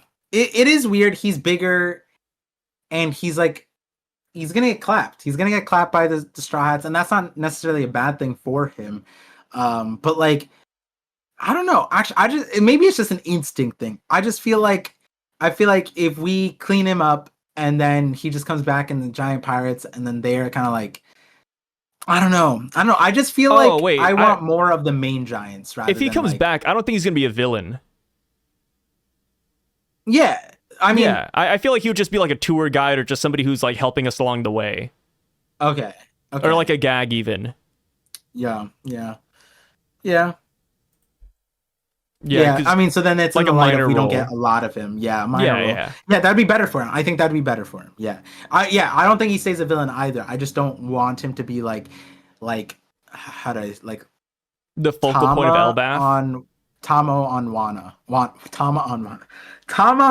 Wano. You know, like more of a reoccurring, you know, like plot point of you know, yeah.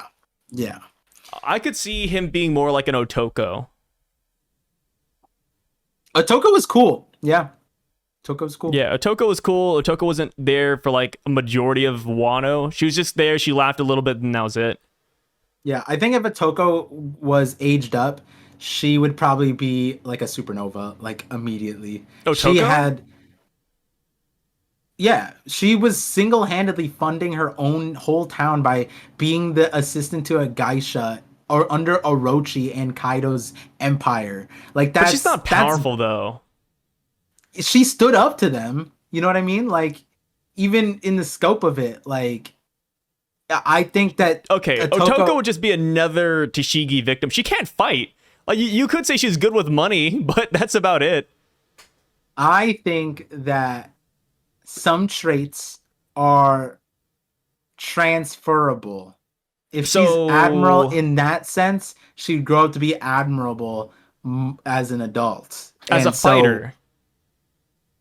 Admiral. Like, the thing is, like, we're watching Tama become a fighter, and, like, she was an admiral. Which, like, she stood up to, like, so you think Otoko... Beast Pirates. When she's an adult... That's what Otoko was doing. So you think Otoko, when she's an adult, will be warlord level? Yo, she would. Yeah, I think Otoko. The thing is, you think she would be? I think she could be Tama's Zoro. Was Otoko with Zoro with Hiyori? Yes. There we go. No, no, she's not. Otoko would be Tama's Zoro, bro. Hear me out. Unless she picks up a sword right now and starts training, she's not going to be warlord level. I think she has conquers Haki. You guys heard it here first. This is the Par Vision, baby. This is why we get them here. We get them here for these theories. Otoko's going to come out. Like, listen. Conquers Haki Toko, warlord level Toko. Where's this Toko hype coming from? She stood up to Orochi better than Kid did for Killer. What is this nonsense? What am I listening to? What is this nonsense? What am I hearing? Takes better care of her people than Kid does, and Kid has conquers Haki. I think Toko might even have show up with more conquers Haki than current Kid, right? Which is non-existent. Later on, Kid's gonna show us conquers Haki, obviously, and then it's gonna be a feat. But I'm saying that I wouldn't be surprised if Otoko hits us with some conquers Haki by the end of the series. I'm just saying, if we're gonna get more Tama, it'd be crazy. It would be crazy if we didn't get more Toko, and if we get more Toko, imagine this: we get film Otoko. Film Toko, Tama and Toko, the damn, I was trying to do alliteration. The green girls, no, the pink girls, something like that. You're not serious. Guys, I'm sorry. When I talked about that bunny being starved for heroin, being starved for heroin, that's actually just Par. Par, he needs his heroin hit to go back to normal. To get leveled out. Toko, baby. He's not here with us fully. Pink. Film pink for Toko. He's not here with us right now. Would you lock it in that by the end of story, we will see Toko with Conqueror's Haki?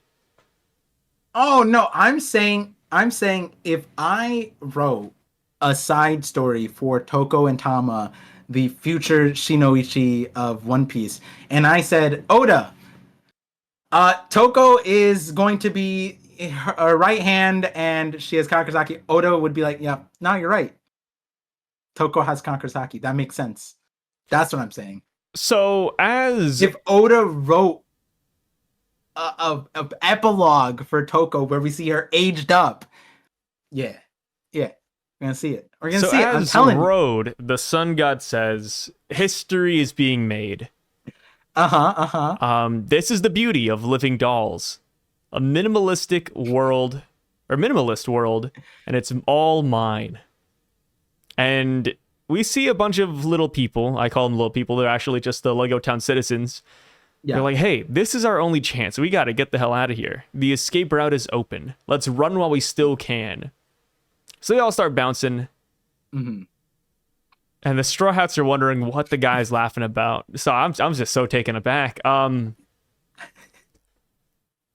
The Sun God says, Wait. it's This'll like a bring it back. live This'll bring it drama. back. Rodo also weird. This isn't minimal, like by any means. I would think it is. I mean, to him, it probably is like a minimalist world. Temple.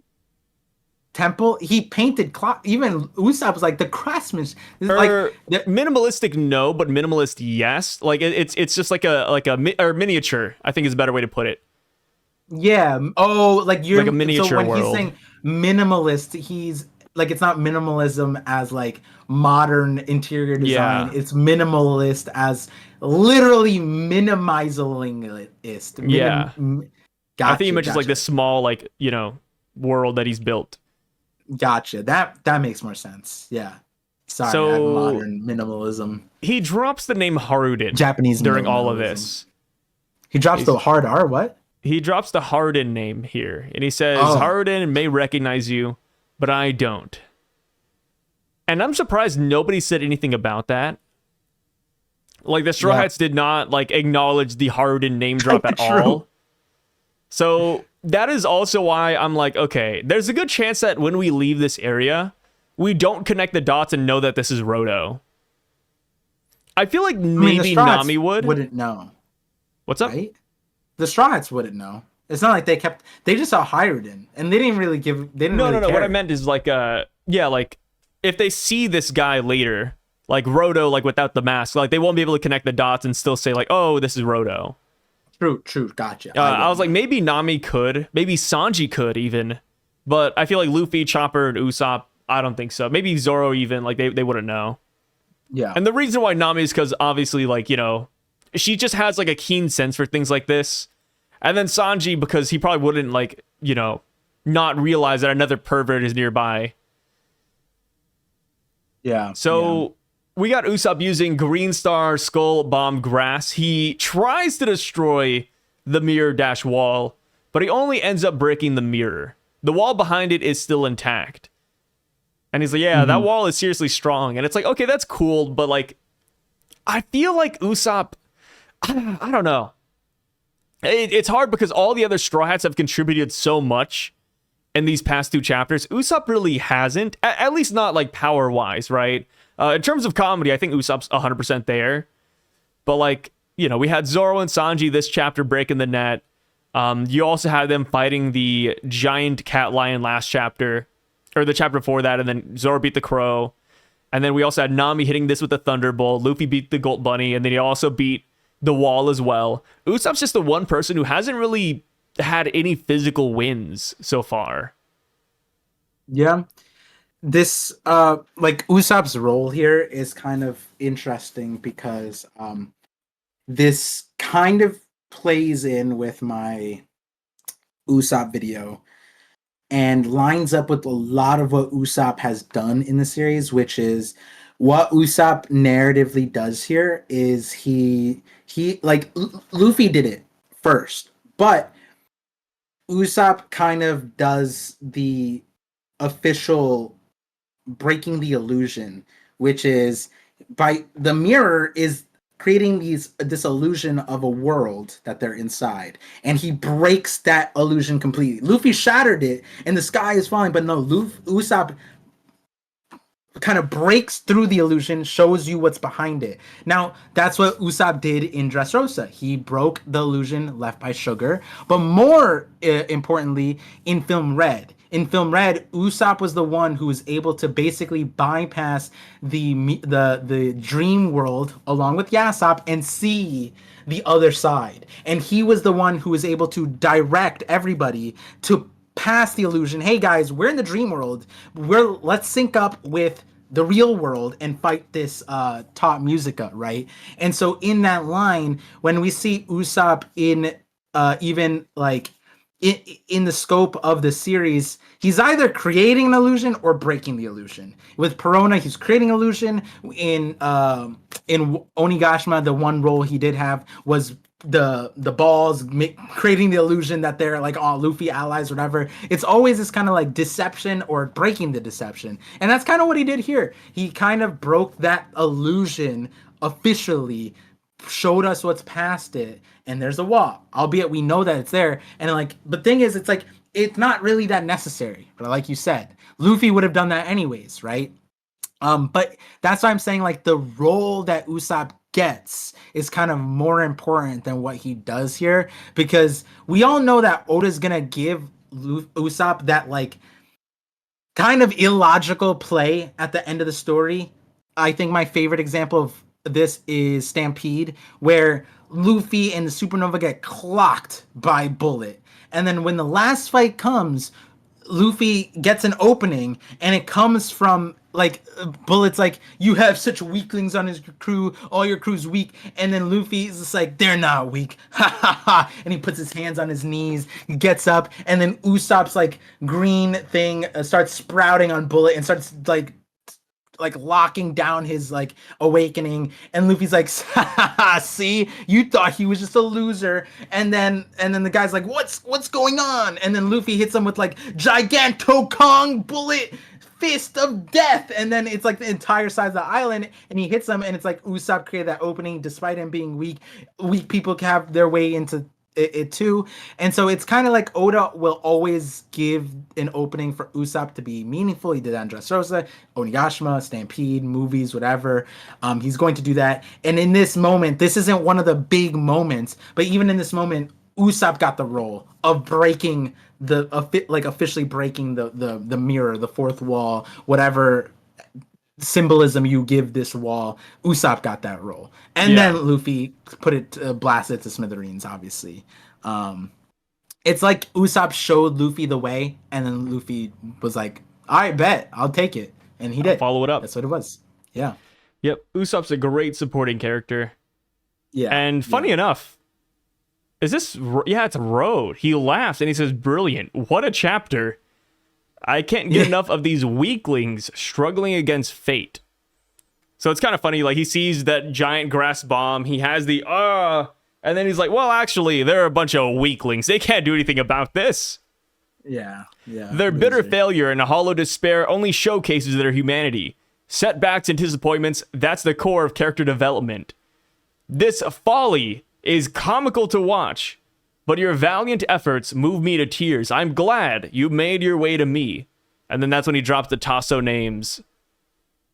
I had an epiphany. What's up? What if, without the mask, Roto's like character completely changes? Like, in order to be like this, he has to have the mask. Like Soge King? Yeah.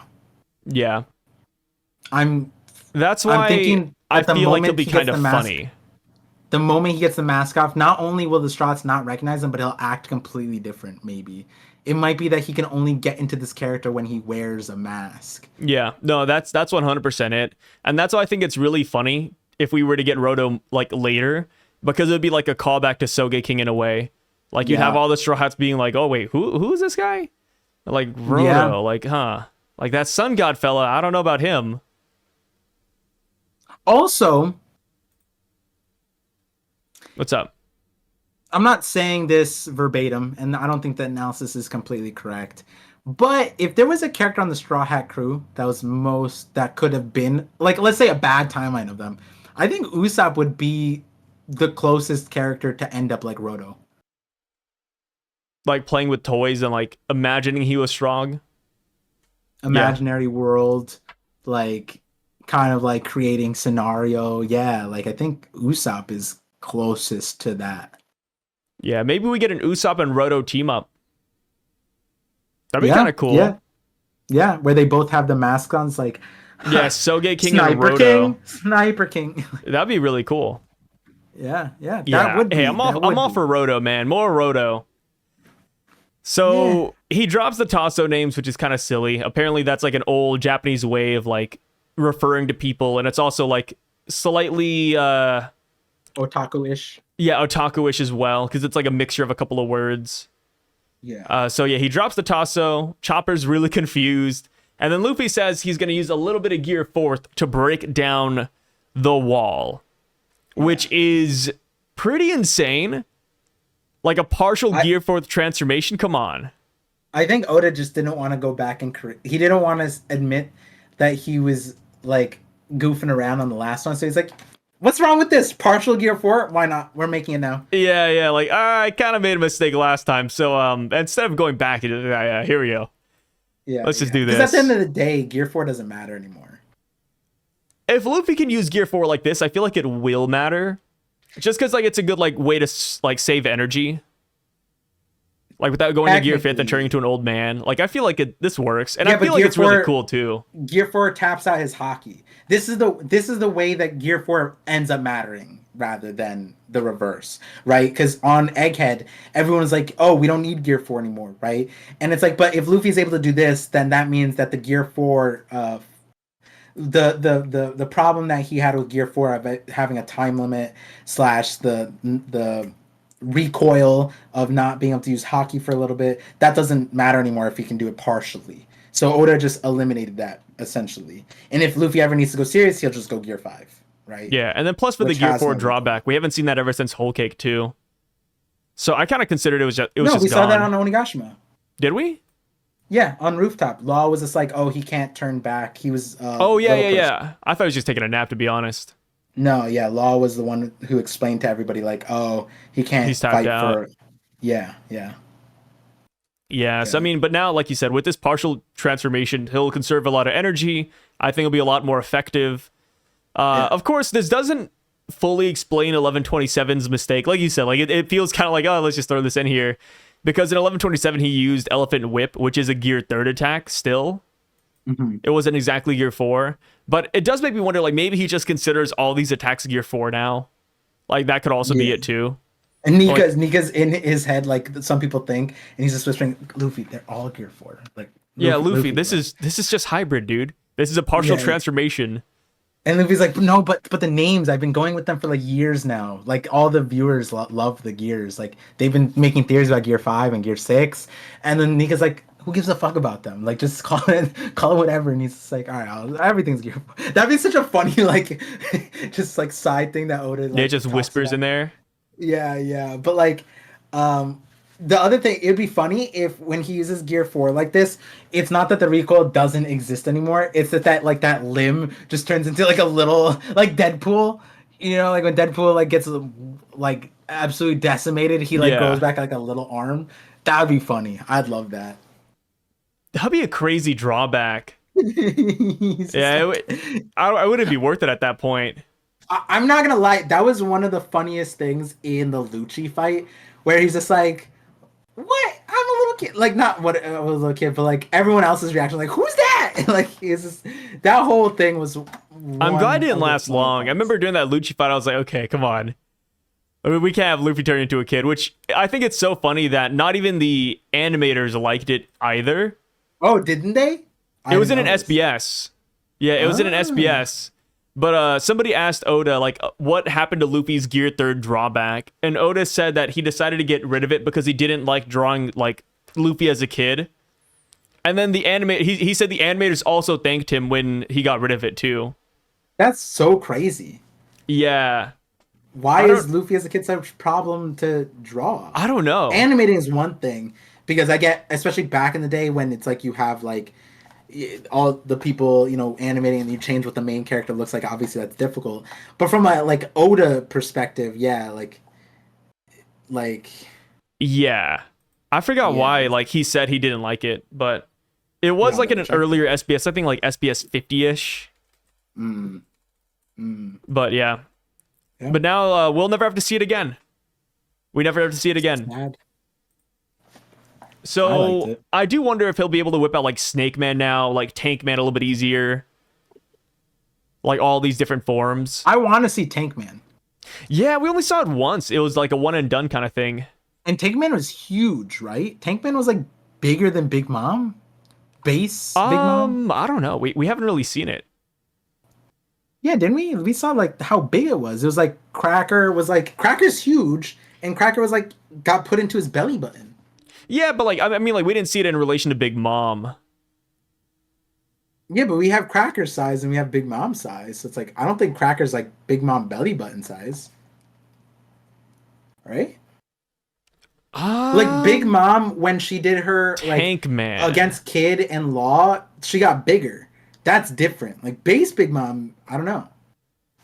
We can see this, right? Yeah, What's Big yeah, Mom? we can see it. Let me see. How Okay, tall so is you Big look Mom? at Big Mom, and I'll look up Cracker. Wiki One Piece. Yeah, I'll look at Big Mom. Okay, so Okay. Cracker is. Wow, his epithet. Do you know what Cracker's epithet is? What is it? Take a guess. I feel like I should know, but no. The Dreadnought. It's a good one. It's the 1,000 Arms. Oh, yeah. Cracker of 1,000 Arms. Yeah, I remember that now. Because of his biscuit Cracker- soldiers and how they're endless. Okay, how big is Big Mom? 2810. Okay, see, Cracker's 10 feet tall, so he's half. But Tank Man, let me see Tank Man in the manga. Yeah, look at Tank Man in the manga. Yeah, let's see, because I remember Tank Man being so insanely big. Let's see, there we go. Gear. So yeah, Cracker goes up to about Luffy's belly button, but Big Mom is like 3 crackers put together, essentially. I don't know. What seem page the is same the size? What page? What do you see Tank Man in the manga? Let me see. I don't know what chapter it is. I just looked up Tank Man on 842? Google. 842. So Tank Man is the same size as Big Mom. I just can't see it. I mean, obviously, like we have Cracker to reference, but I feel like Big Mom would be bigger.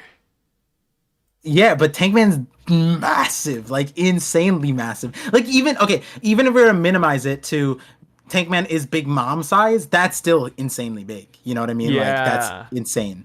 So Tank Man, oh yeah, look at this. Tank Man, like Will he be able to Big go Mom Tank Man size. again? I don't know, but I'm looking at this like Luffy absorbed the Cracker's sword into him with no thing. It was just hockey and just like rebounded him. But it sunk into him like it was mochi. Okay, yeah. And then it just spits him out. Cracker wasn't that much smaller than it's. Yeah, it's like you're saying. Tank Man is like Big Mom, and then Cracker would, yeah, which is insane. Yeah, I want to see Tank Man again. Ooh, or like a new form. You remember like back in the day we had we had Snake Man, Tank Man, we had Bounce Man. People thought we were gonna get like a Lion Man. There's an arc here. Actually, you know what's crazy? Elbaf is the perfect arc for Tank Man because the way he got Tank Man was because he said, "Now witness the power of a full stomach," because he ate so much food that he became Tank Man. Whereas on Elbaf, like one bunny, like 3 bunnies probably, 3 bunnies could probably achieve Tank Man. Yeah? With how big they are. Or if he just like eats a giant, even like cannibalism. Exactly. Yeah. Yeah, that wouldn't be bad. Yeah. And Tankman was so like Cracker went through like 1, 2, 3, 4 of his biscuits, which were durable enough to tank Gear 4 hits, just off of the rebound. countless. It's not just one or two. No, and then he breaks a tree, many trees, buildings, hits the wall of Whole Cake Island. Tank Man's rebound it was like stronger than Gear 4 punches. Like it was insane. Yeah, Cracker was insane, dude. Yeah, Crack was insane. Tank Man was insane. Tank Man the reason why we probably didn't see Tank Man until now is because of how powerful it was. Luffy was probably like, I can't. I gotta reserve for special occasions. No, yeah. I look at Tank Man and I kind of feel like it's like a double-edged sword because Luffy he has to eat so much. He's like overwhelmingly stuffed. Like that can't feel good. I remember a theory, one of my favorite theories of Onigashima, how Onigashima ends, from Mosh DMC, was that the way Luffy beats Kaido is because Kaido is playing King of the Hill, essentially, and he was sitting on the rooftop and everyone had to take him out, and he was saying it's kind of like a sumo fight, kind of like being the Yokozuna, which is how Luffy entered in Wano. He became the Yokozuna type of thing. So he was saying that Luffy has to beat Kaido on King of the Hill and knock Kaido off of Onigashima in a sumo-esque thing, and that's when Tank Man would come back. And so it would be that Tank Man gets like insanely buffed. This is before Gear 5 too, but then when Gear 5 came out, it's like, oh, we get a Gear 5 sumo type of fight, and Luffy beats Kaido in a Yokozuna style King of the Hill-esque match, which technically did happen with Kaido. He got dropped into the Wano just differently, obviously. Actually, the way he beat Hold'em is kind of the way he beat Kaido. It's just a bigger fist. Instead of ball of fire, it's ball of lightning, and he just shot him off of the out of the ring. So it's kind of is how that panned out. It's just like it wasn't verbatim like Yokozuna type of thing. And then, obviously Luffy did get crowned as a Yonko because of it. So it is kind of that part too.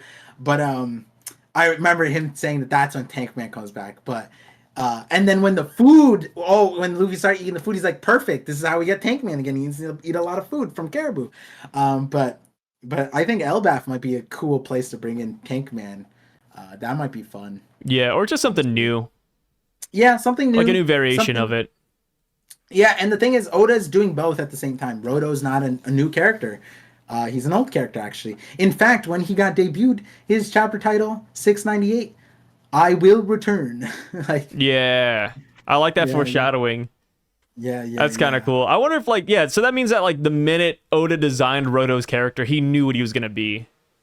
Yeah, which makes sense, right? Which isn't hard either, because with the new giant pirates, there's only 5 of them.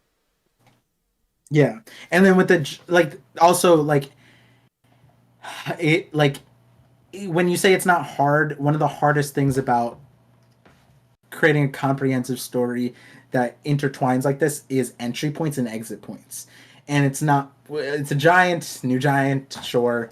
What is the entry point? Elbaf. Okay, so when I introduce giants, when am I going to introduce them? Elbaf.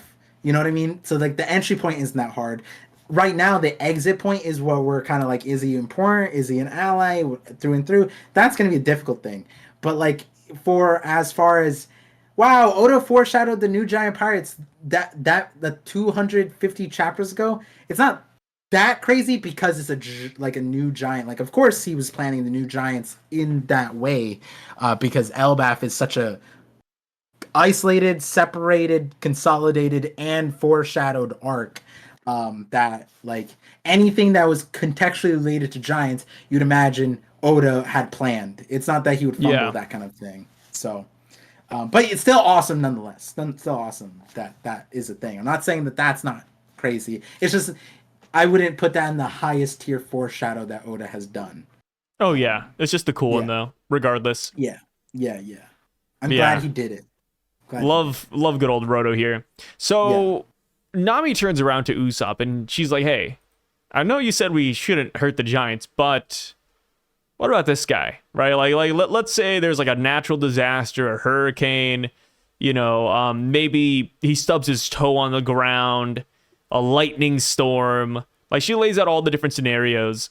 And Usopp's like, well, come on, we still shouldn't fight these guys, right? He's a giant. Which, I mean, Usopp, I think he's playing too hard on trying to suck up to the giants at this point. I agree, I right? don't see it that way. What do you mean? maybe because like I don't think she's saying like. So the lines I'm seeing is, "Hey, Usopp, there's no one to blame over a natural disaster, right? You mean like earthquakes, floods, and storms? Nope, those just generally happen." She says, "Good, because that guy definitely put us through a lot of crap. He's really pissed me off." And then Usopp says, "Hey, he's a giant, so I totally get your rage, Nami-san. I'll never forgive him either." That's Sanji, right? But I don't see Usopp really saying anything. Like, I don't think he said about not hitting the giant, not doing anything like that.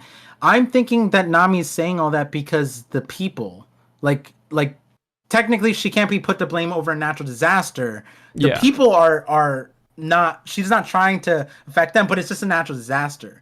I don't think I didn't see a line of him saying like, "No, Nami, don't do that for the giant's sake." Maybe that's a translational difference, but maybe yeah. Because kind of how I see it is Usopp, even last chapter, he kind of talked about like not fighting giants or like avoiding friction. Did he? Yeah, last chapter verbatim, he says we should go back to town and ask for more info just in case. This person might be a weirdo, but we want to avoid friction with the giants if at all possible. Got that, Luffy? Don't. And then that's when we see the giant snake, and then Luffy says, "Can I at least kill this?" And then Usopp yells, "Destroy it!" So yeah, like Usopp is playing PR for the giants.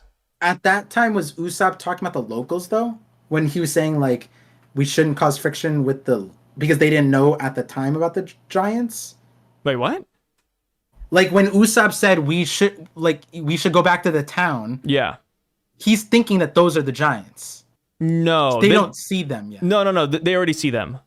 Okay. Yeah, this is after they leave the cage and they see that this person is making clothes, which is why he calls him a weirdo. Got it. Yeah. So in this context, he is talking about the sun god. Like, hey, the sun god might be a weirdo, but we want to avoid friction with giants if at all possible. Yeah. You got that, Luffy. But in this chapter, yeah, I don't think he gives Nami any pushback, right? I don't think he's giving her pushback, but I think he's like, like, even though, he's giving us a lot of crap, like, he's a giant, so... And then you see, like, the sweat marks, too. Uh-huh. And then that's why I think it's important that Sanji cuts him off. Because Sanji says, I get your rage, Nami.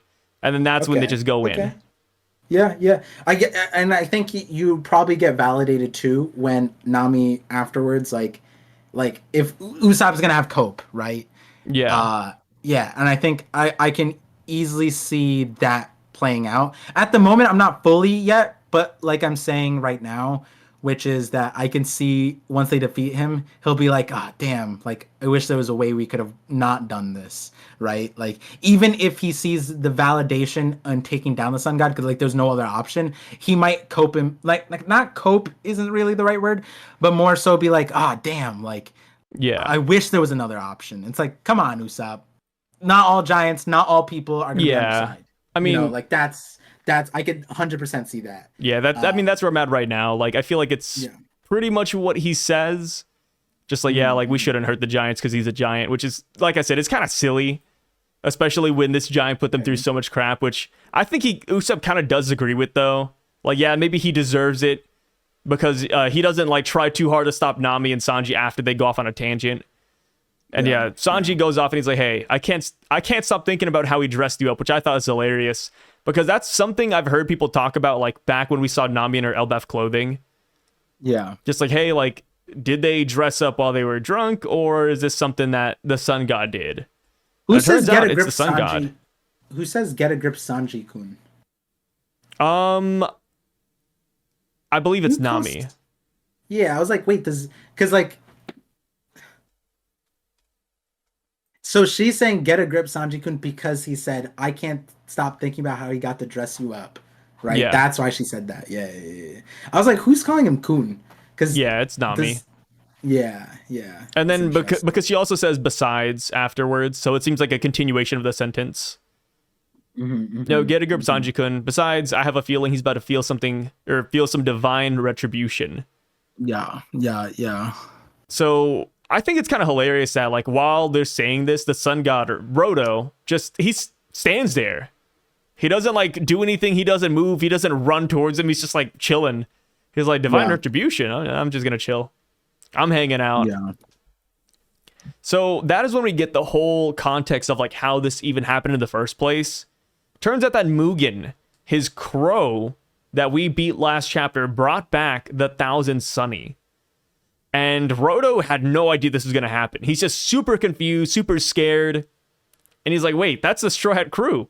But the giant warrior pirates were guiding them. Something must have happened, but they're fast asleep. They came from Egghead. Did they go through the sleeping mist belt? And he just started laughing. He's saying this is awesome. We even see him and Haruden, and we see how mad he is at Haruden, or not mad, but like more annoyed that Haruden is serving Sun God Nika Luffy. And he said, the strongest warriors of Elbaf don't follow itty-bitty humans. He doesn't have a shred of pride. And then he kind of looks at Luffy saying, hey, like, look at this body, dude. Look at how small he is. The palm of my hand. I have a question. What's up? Do you think... Oh, no, we get to see Roto's mouth. I was going to say, like... I forgot that we got to see his mouth. I was going to say, like, Oda usually covers up the mouth and there's something, like, special going on underneath.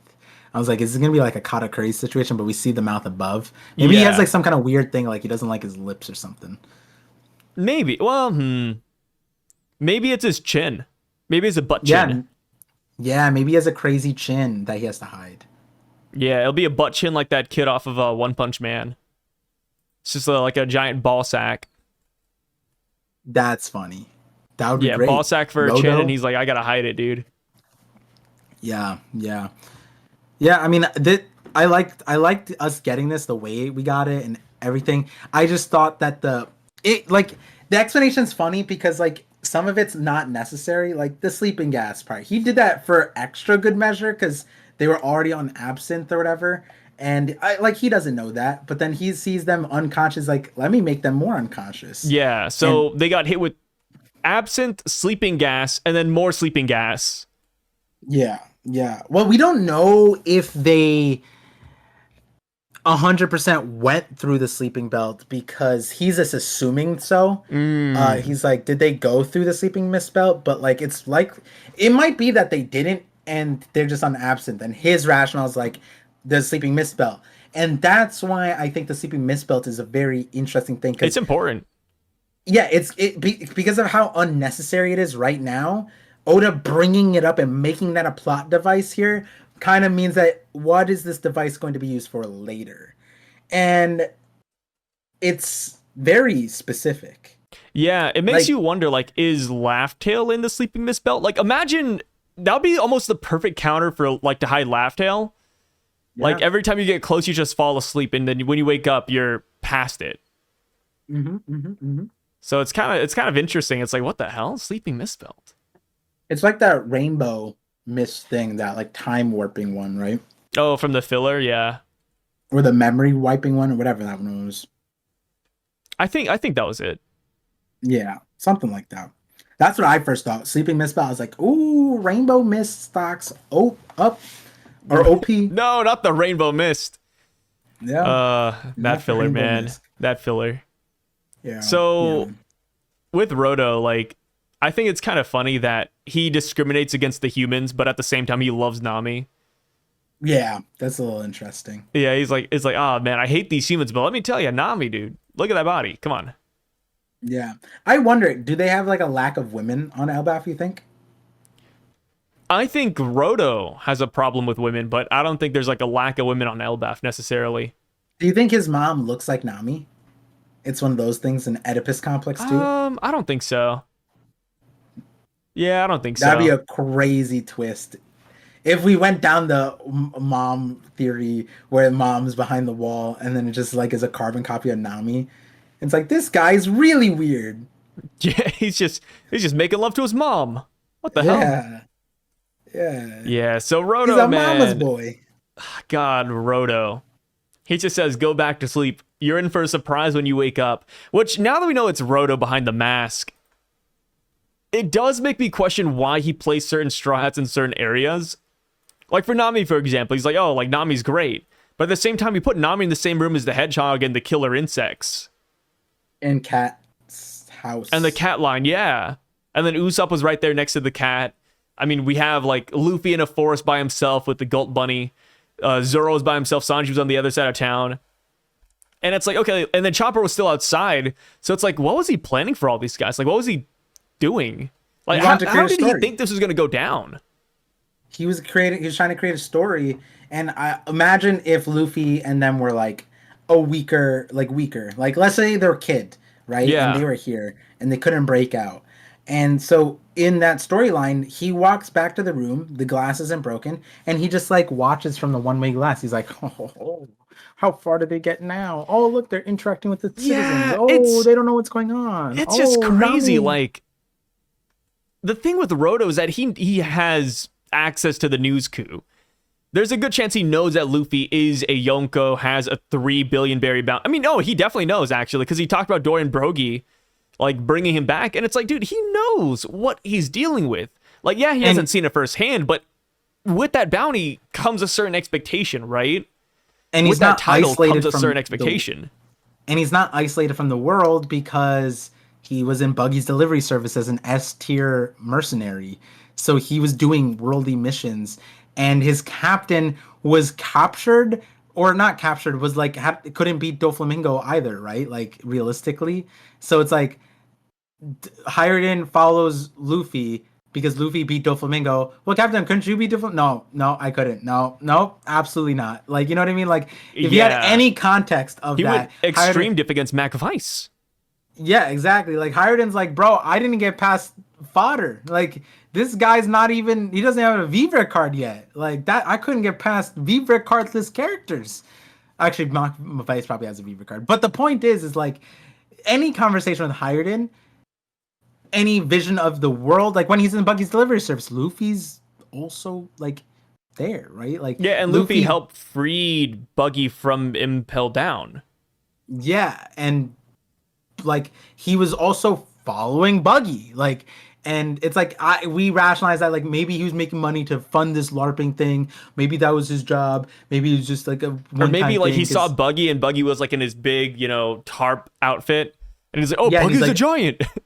yeah, he's not an itty bitty human. Like, oh, that's crazy, right? But every other nuance, Giants should recognize Nika, like the Dorian Broggie did. His current wanted poster is that the last news is about Luffy beating Kaido and Big Mom, something that the Giants could not do. They could not beat Big Mom, which is like their mortal enemy since Big Mom was 8. So I don't know where Roto is in the world, but it almost substantiates the whole locked in the basement type of thing.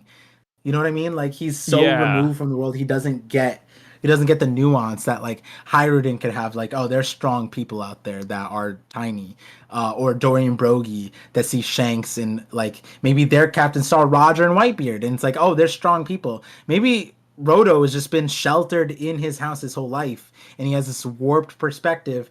And so then when he goes out in Buggy's delivery service, it's like there's some sort of excuse. Either Buggy convinces him like he does everyone else, or it's for money and it's not really like following him. They're making money, so they're not following them. And then he reverts back to his mom's basement or dungeon, whatever he is, and he's back into his recluse. And he's like, itty bitty humans, yuck. I would never do that if it was up to me, you know? Yeah, or like I also heard another theory that maybe he doesn't mind following Buggy because Buggy's a special race because of the nose. I was like, that's a pretty good route too. Yeah, yeah. Or they follow Buggy because he's connecting to Shanks. Yeah. Maybe Roto does like Shanks and he's like, oh, since Shanks is a cabin brother to Buggy, I don't mind following him. Like it's, family by extension. Like there's a Yeah. couple of ways Roto's character could go. I like we're intently thinking about this guy, which is so funny. Like out of every character in the series, it's just Roto, man. I love it. I mean, the last time we got a first character, I mean, let's look back. Egghead, first character, Vegapunk. Very important. Many dimensions to Vegapunk, right? That's what Roto's playing that point right here. I'm not saying he's as important in Vegapunk. It's honestly the flip. Like with Vegapunk, we had years in multi setup in Vegapunk's character, and we had nothing about Egghead. This time we have everything, not everything. We have so much, not so much. We have a lot of grandiose rumors about Elbaf, and then we're hit with this guy, and he's the introduction to Elbaf now. So it's like an opposite thing. But then every time we enter an arc, is the first character not always like kind of important? Vivi was really important. Uh, Kami, Tama. What was on? I mean, in Dressrosa, it was Fujitora, a little bit. Fujitora and Viola. Yeah, Sanji went Viola. Straw Hats, Luffy, Zoro, Frankie. They saw Fujitora. Fujitora is crazy, right? Like it's all these things, and Dressrosa doesn't really count that much because law, right? Like it does, but it doesn't. And then also Fishman Island is a very interesting one too because their guides, which would be the giants, Kami and Papagoo, and then that kind of stuff on Fishman Island. And then who do they meet? They met Vanderdecken. They met Vanderdecken and Hody Jones's like henchmen. And that was a whole separate thing, right? Before they got to Fishman Island, they met Vanderdecken. Who is Vanderdecken? A loser fishman guy who got cursed, couldn't swim. Very weird, very similar. Honestly, when we're talking about damsel in distress, he was the antagonist to it, but also like, I'm gonna marry Shirahoshi, and ended up being very creepy. Roto's kind of fitting that, and so it's like, Vanderdecken was pre Fishman Island. Roto's pre Elbaf right now. So he's kind of the gatekeeper, and we're seeing that, and it's kind of interesting where we're at with that. So, it is important to see. Roto in 2025. Wait, what? I just said Roto 2025. Look out. Yeah. I just can't wait to get more of this guy. Yeah, so could be. He says, "I see you have no clue where you actually are. Stay and run wild here. Now you will serve me." And that is when Nami readies up Zeus. Zeus brings down the Raite, the Thunderbolt, and Roto's done. I mean, maybe he gets back up next chapter, but I mean, he's essentially cooked. One thing I really like about this is that this is, in a way, reminiscent of like a Nell versus Luffy, right? We have a sun god versus lightning. In Luffy's case, obviously he survives it, and then he goes on to beat Enel or beat the lightning. Whereas in this scenario, the lightning takes down the sun god, which is kind of oddly poetic in a weird parallel sense. And yeah, I mean, when it comes to like Nami taking him down, I feel like it feels nice just because, you know, she did get undressed by him. This is his tax he has to pay. And I really don't think we're going to see more of it. No, I think we'll see more of him next chapter. I just don't think he's going to be aggroed anymore. I feel like this definitely put him in his place. Maybe it even changed his perspective on humans. Or do you think he'll beat around the bush and say, "Oh, it wasn't a human that beat me. It was a cloud. It was bad weather"? I think he's fine. I don't think that the lightning did damage to him. And yeah, it's like, odd. Yeah. Because it's Big Mom's thing, it should. And it's like, if you had asked me yesterday, or not yesterday, before this chapter, if Hyruden would survive Zeus, I'd say no. We saw what Zeus and Prometheus are capable of. Doesn't make sense. But just like the way, it's kind of like low-key, the way it's drawn, it feels like he's gonna just be like, maybe not laughing, but it's on the trend of, I underestimated all of you. Or maybe he's more happy that Nami did that. Hey, maybe he becomes a dom, or not a dom, a sub to Nami because of it. He likes role-playing. He just becomes an avid Nami follower. Yeah, and he respects Nami now. Kind of like the Mother Caramel situation where they, not that they were dom sub, but more so like Mother Caramel demonstrated her power and her thing, and they respected her. So like maybe he just needs a reason to respect them, and then Nami shows it. And now, just like how like Luffy beat up the Dugongs and then Dugongs followed him, like this guy's gonna become a sub to Nami, and Nami's gonna have to dominate him. I see where you're going. Interesting. Yeah, I mean, it's not like bad. It's not bad. But yeah, I agree. I don't think he's done. I could totally see him like next chapter, like depending on where we end up, I could see him like taking off the mask and being like, "Hey, how's it going?" And like maybe like there's some gag where like his hair is frizzy, or like maybe he smells burnt, or he still has like, I don't know, char on him. Just something kind of silly. Yeah.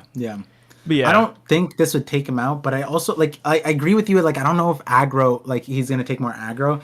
I think some kind of resolution, and I'm gone the goofy side where it's like, yeah, Nami hits him, and then, yeah, whether the Dom thing or whatever, but another route is just like he it's like from a power perspective, he could just respect that. From a goofy perspective, it's that like another route is that Nami's kind of not condescending to giants, but Little Garden and even recently, she literally goes like, "I can't get you guys. I Yeah, I don't don't understand understand you." it. And it could be like that dichotomy of giants and how they should operate. Like he's like, oh, giants should have their pride and shouldn't follow itty bitty humans. And then the irony is that he follows an itty bitty human, but it's not. It's Nami, and it would be ironic. But then also he like kind of plays on his inferiority by being condescending to him and giants in general. And he tries to prove like giants are cool, but then he just smacks her with it, which is kind of what she does to Zeus a little bit. Like she is like Zeus is an interesting thing because he has a childlike behavior, but in a lot of ways, the way that she got tamed him was kind of a dom type of thing, where it's like feeding him, but then also like you're not my friend anymore. You looked at Big Mom. How dare you? And then he's like, no, Nami, I'm so sorry. And then Nami's just like, no, I can't even see you anymore. And then Zeus is like, please, Nami, please feed me more black eggs, black egg clouds or whatever. And then, yeah, like it's low key kind of like that too. And then you think about Nami's character overall, even last chapter, the way she handled Skip Hopperson, he was just like, and then it's kind of like, that's kind of like, manipulating kind of that thing. And given he's a role player, this is right down his alley. I feel like that's right down a lot of people's alleys they end up in. I think there's a good chance that Nami can become like the queen of Elbaf or something like it. Oh yeah, she's Yeah. Swedish too. Yeah. Perfect. Yeah, I could totally see her like Swedes maybe not necessarily over. like the queen, but I could see her leading the giants, which Is- kind of feels isn't- bad because that should be like Usopp's role, but yeah. Isn't the lore in general the Swedes were very dominating? The Swedish lands ended up being a very I don't know if like overall Viking history, but like prominently, I believe they conquered most, right, for a while. I don't know. I'm not like too familiar with like Norse history. Yeah, maybe I'm mixing up that and Their Vinland Viking Saga. history. Isn't in Vinland Saga they're Swedes, right? The what's his face? Canute? Yeah, Canute. They're from the Swedish, I believe. King Canute. Let me see. King of Denmark and Norway. Denmark, Norway, Denmark. Okay, so and then they conquered the Swedes. Oh, is it opposite? The Swedes were taken over. Dude, I think maybe that's I what it honestly is. have no clue. Yeah, Yeah, you're asking the wrong Which would person. make sense with Nami a little bit, but yeah, Yeah. yeah, we'll see. I think Nami has a role to play here for sure. Oh, 100%. Queen So- as the role to play as in like grand like that. Yeah. So this now brings us to the last page. Last page. We got Luffy finally using that Kong gun. By the way, he wound it up like what, 5-6 pages ago? 1, 2, 3, 4. Okay, 5. 5 pages ago, he wound it up. Yeah, he was just getting it ready, and now he blasts the wall, and we don't know where they're at. Oda makes sure to hide everything. Not a single background detail is given. All we have is Luffy smiling.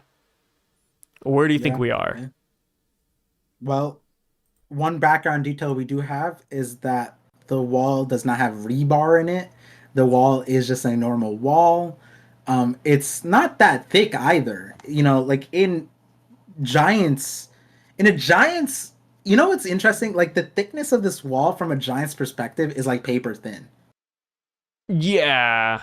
I don't know how this is supposed to be a prison for giants. It's like saying you built a prison for humans and then the walls are like paper mache. Yeah, like drywall. It's like, okay. Even. Yeah, like most adults, no, not even adults, teenagers plus hit a drywall, dent it, break it. That's what this is at this point. There's no reinforcement. There's not even wood. The structure architecture here is kind of lacking. You'd think at least rebar would be in the back, but we don't know what this wall is made out of. But I can tell you right now, all my architect friends would be laughing in structural integrity 101 for sure. That's for sure. So that is some background information. We also know that the wall there's plenty of space back there. It's not like Luffy's fist stopped. Yeah, it And doesn't hit, it doesn't hit another wall. That's good. That's good.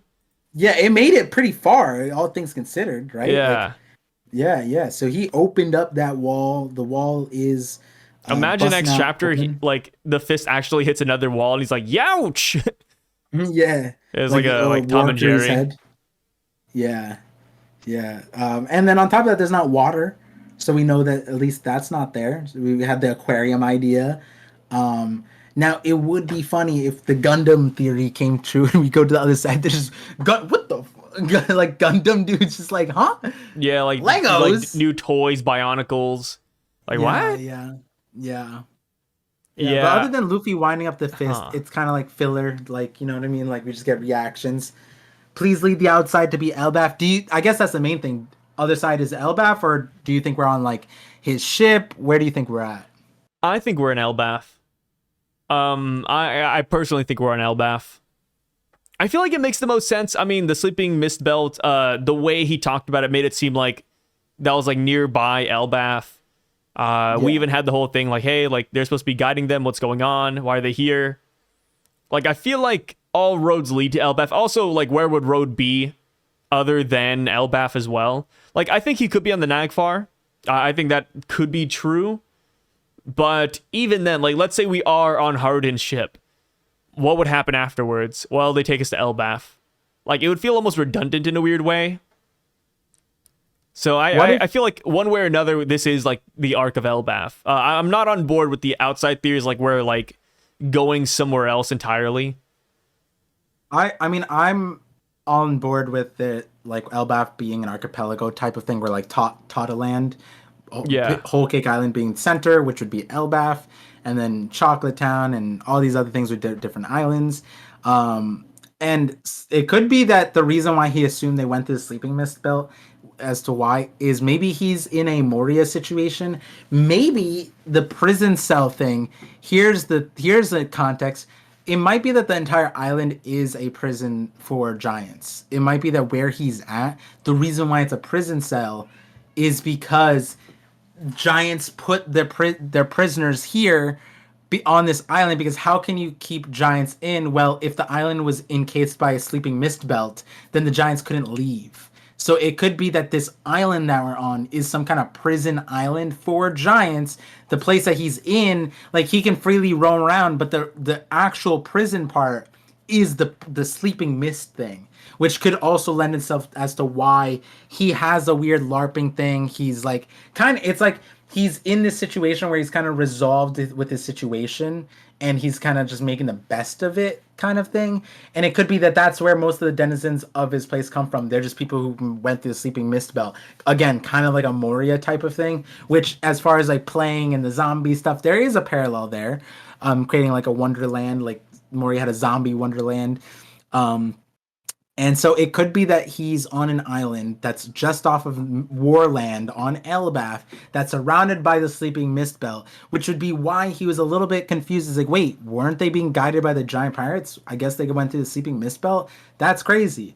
And so it might be that he's stuck on this island. Like he might have had a sentence. There might be a reason. It might be that Shanks did it himself. It might be that there's the Loki, like that could be the connection. It might be that for some reason he's on this island as a sentence, and the sleeping mist belt is the real prison belt for prison cage for the island. Because like what we were talking about before, detention center is crazy, right? But it might be that this entire place is a detention center that is a prison cell, and the prison cell is within. What kind of prison cell can hold a giant? Well, you need like an insane defense force, right? And one of the best ways is, even in our world, we are what, like oh man, what's the Alcatraz? Alcatraz. Alcatraz Yeah, isn't, yeah, island thing. We do that because it's hard to escape off an island. For giants, it's not that hard. We literally saw giants get off, like off the coast of Egghead, and just walk onto the island, right? So what do you got to do? Sleeping mist, right? And it might be that like there's giant monsters on the bottom that makes it very difficult for them to leave. It could be some crazy thing like that. So like swimming isn't an option, right?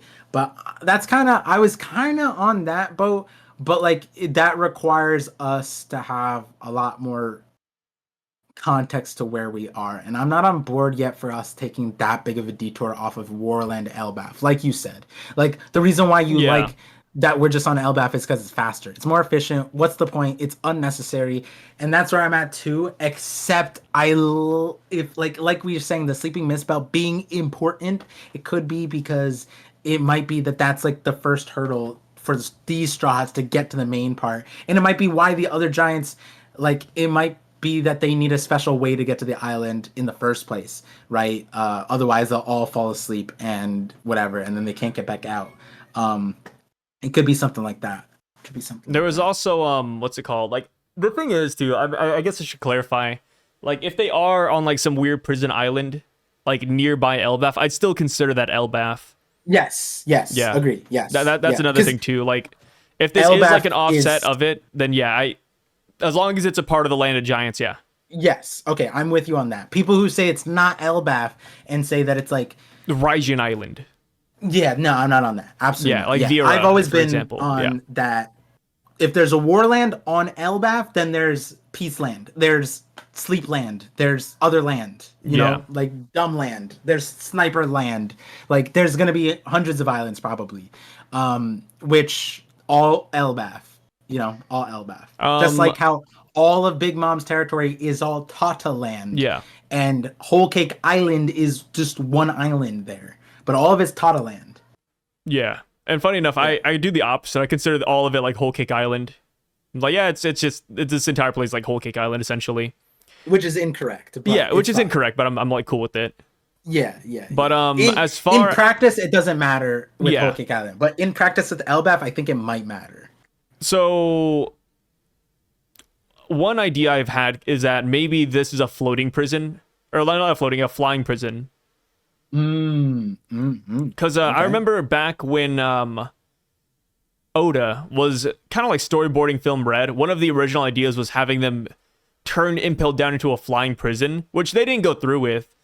But because we had like that flying prison idea around, and now that we have like the world sinking, and now that we have like the giants and they're in like this weird prison cell, it's like maybe they're on a floating island, which I don't know how they would get here or why it would make sense, but that's just like a little bit of a nonsensical idea. No, I mean, before this chapter, the flying island part could be a little bit more, but like because of the way, like it looked like he was. Actually, no, never mind. Let me take it back. He's standing there and Mugen. We don't get any context of like a coast. So yeah, it could be. I just misremembered. I thought he was like on a coastline when Mugen showed up, but no, we don't even see the water. So it might be a flying thing. I could see that. It could be that like, hey, like if Shiki's involved with Elbaf, which is a prominent theory because of the mystery guy in line with the Beaver card, SBS whatever answers about Shiki, the nuance about Shiki, and just like him showing up in the story. That would also play in pretty well too. He's like the perfect character for Flying Islands. Played very well for this. So flying prison, Elbaf, Warland, Valkyries, flying Pegasuses, right? So like, wouldn't be that crazy for them to imprison their people on a flying island. They're in Valhalla. Yeah, something like that. So Luffy's smiling. What do you think he's smiling at? The sun? He sees the sun, he's just smiling. It might be that's the irony Sunshine. of Rodo. Sun god, but he's stuck in. He never sees the sun. He doesn't touch grass. Just in his basement. Yeah, and he's called Sun God, but then Luffy's the real Sun God who gets out, breaks the windows, actually goes outside, gets to know the world. I mean, realistically, there's like Luffy could be smiling at anything, but like food or the sun, I could see that. Yeah, I that's why I kind of like the mom route. Like maybe like there's a fresh meal outside waiting for Roto. It could even be a kitchen. This could be like a mess hall. They break it out, mess hall right there. Food. It could be the Thousand Sunny trapped in like a little bottle. It could be Roto's mom making food. Yeah, Roto's mom making food, bringing it to him. That's what you said on stream, and I like that. Yeah, there's a lot of different things this could be. Like Roto's living room. And it's just like really cool. Yeah. It could be a scarier giant that like little bros, Roto. It's like, Roto, what are you not again, Roto. This is the sixth Yeah. time this week. Come on, Dodo.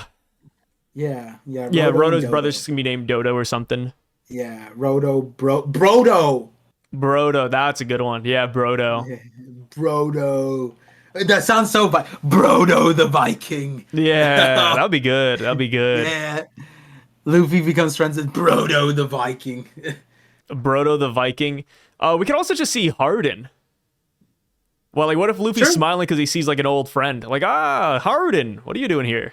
Yeah, wait, you know what'd be funny? If the new giant pirates were collectively punished for following Luffy despite them having, like, if they're supposed to follow Shanks or Loki or whatever, like, Shanks does the Elbaf is my territory. How dare you fall Luffy, under what are you another Yonko? You're following a rival Yonko?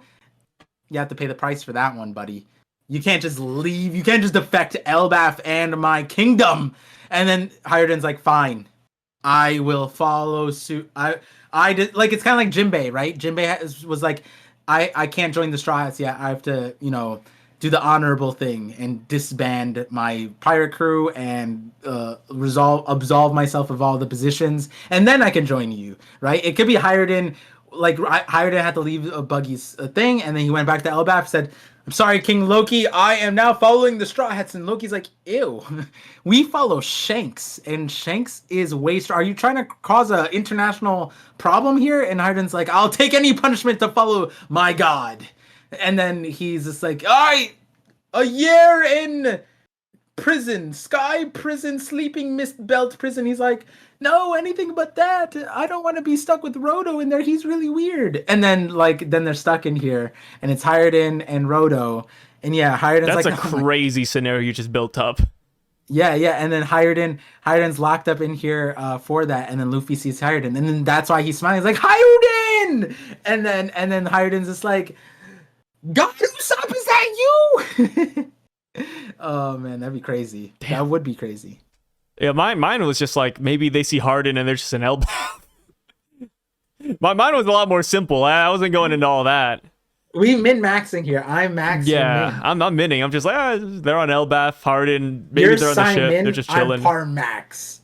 Yeah, You're Simon. I'll take I'm it. par max. Yeah. Woo, that's a good one. Yeah, that's the. When after One Piece is over, that's what we're gonna name like the new podcast. Yeah, Simon and Parmax. Yeah, Parmax and Simon. Yeah. Yeah. Oh, that does sound Parmax. It sounds a little bit better. Yeah. I think you want to go like alphabetically is like the rule of thumb. Yeah. I just always put other people before me. So. Put yourself first, man. So you're so supportive. I always am, dude. You know it. Yeah. So. The last thing to ask about is, do you think there are going to be more giants that also discriminate against humans? Oh, yeah. They better. It's more logical to do that. Yeah, it's logical. It's in nature. Dorian Broggie did that too. Little Garden, they literally said, tiny, puny humans don't know anything about honor, right? Yeah. Your short lifespans couldn't even show you the depth of life. And then they're like, and then Usopp was just like, that's so cool. And then I would have been like, you know about my life. What's going on? You don't know what I've been through. Yeah, I'm expecting to see like a lot of like kind of like xenophobic giants, and it makes sense, right? Like, little people, come on, like they're fighting their wars, man. We're over here doing our own thing. I think it makes sense. I think Lilia Stomago also was discriminatory too, right? In the movie, I think so. Yeah, like in the OVA, yeah. I think like at the end of the day, you have to earn the respect. You have to earn the honor to be respected by them, and power's the way you do it. And I think off cuff, the giants will always be condescending to everybody else. I think that's just, it makes sense. I don't even, like, the xenophobic part is like, yeah, but like it's also in mythology that's like base. You know what I mean? Yeah, it happens. Yeah. I think xenophobia is like, what country isn't initially, right? Like, it makes sense. Yeah, and like if we get to the land of giants, like, whoa, what the hell? Yeah, when I'm talking about supernatural things like the giants, it almost would make more sense that it like that they do. You know what I mean? It's like aliens coming to Earth, right? How many of us have said like, oh, they don't come to Earth because they see the trash pig, like, pigsty that we live in. They don't come here because we're so dumb. You know what I mean? Like, Yeah. yeah, like we're projecting on the aliens, but honestly, the aliens probably deep down, even if they're morally high on the high ground, deep down they probably fall back and like, oh man, this is why they failed. You know what I mean? Yeah, Analytically, and then they wouldn't allow us on their planet. Come on. yeah, yeah. Or they would allow us, but they would never allow us a leadership position. Yeah, and Yeah. I think that makes Look what you sense. guys did. Yeah, fair. Honestly, Yeah, until like honestly, we super develop fair. higher development of like thinking. I mean, like we'd have to do like an IQ test. And we Maybe have to there's like one perfectly human. integrate into their culture. Maybe there's one human, like they give us IQ tests like in Promise Neverland, but like the IQ test is more a humanitarian or alienitarian, where like they allow us to integrate bases off of our ability to enter their higher realm of thinking based off of their IQ test. That wouldn't be Yeah, bad. yeah, I mean, like I yeah. feel like there should always be like stopgaps like that. Yeah, I feel like there's probably one or two humans that we've produced in human history that could enter a higher level human alien society and integrate well. Like in all those series, like I'm reading like an omniscient point, and this one doesn't really make sense, but it's like a human that goes somewhere else and they just like are able to integrate, but not everybody could. It's just that they are able to. Like I feel like we have one or two of those that are able to do it. Aliens like them, you know. Yeah, like, there's always gonna be like an exception, like the Predator movie, where they I came never down to watched Earth, them. and then they always like select one human that they really want to have sex with or breed. Oh, like Down to Down? Sort of. That's a little bit different, but yeah, kind of Yeah. like that. Yeah, I just saw the anime clips and I was just like, this is why when I read the manga, I was like, I'm never gonna watch the anime, because I just like that's such a weird scene to see animated. I was able to just walk by it in the manga, but I saw clips of that. I was like, this is uncomfortable. I don't want to watch this. I thought it was cool. Oh, you I was thought like, that was aliens are awesome. aliens? Oh no, naked underage girls in. Yeah, I mean, hey, if that. Hey, the aliens didn't know any better, Hey, listen. It's and they just got stopped. the A anime. cult If it's couldn't anything took them like down. One Piece or the rest of the anime industry, it's like the carrot scene in Onigashima, right? Carrot versus Perospero Oh in the yeah, manga, completely forgettable. In the anime, it is an entire hentai episode. And you know that the animators were off their rocker because we have the parallel of Chopper and Brooke getting parasparrowed, and they did not show an iota of that. They didn't show Chopper getting gagged by candy tentacles like they did with Carrot and yeah, they Wanda. went It crazy on that was, one, dude. yeah, like my reaction when I watched that, I was like, I don't think I can recommend this show to kids anymore. I think that I would have to skip this one. Nah. This episode at least. Like this, if I was in One Piece, I would skip that entirely, which they probably did because that's not in the manga. He didn't gag him like that. Um, but anyways, I saw point being, somebody. I saw somebody mention that when the anime gets here to Roto and Nami, they're gonna go crazy on it. They're gonna bring in all the top tier animators. That's so funny, dude. That would be they might like hilarious. I it. was like, yo, make it like a 1 hour OVA or 1 hour special. Okay, how about this, Sai? What's up? I'm gonna hit you with a hard question. Are the animators and manga authors more like Rodo than not? Hmm. Ooh. I mean, like when you look at Roto, like I'm sure you can relate to him, right? Like you look at Roto and you kind of like see like a brother. And yeah, that's just how it is, right? Like everybody's got Yep. like 5% Roto in them. But the important thing is to not be 100% Roto. Sai, stop being a politician. That's not what I asked. I asked, do you think that manga authors slash animators, let's go with the animators, do you think that they're more similar to let's use your metrics. Yeah, Are you they go for it. over 50%, 60% Roto? I think they're under. I think they're Under? respectably under, but I think it's I think it's natural if people are kind of like Roto to an extent. That's why I said to an extent. Not 100% like Roto, but what percentages of Roto?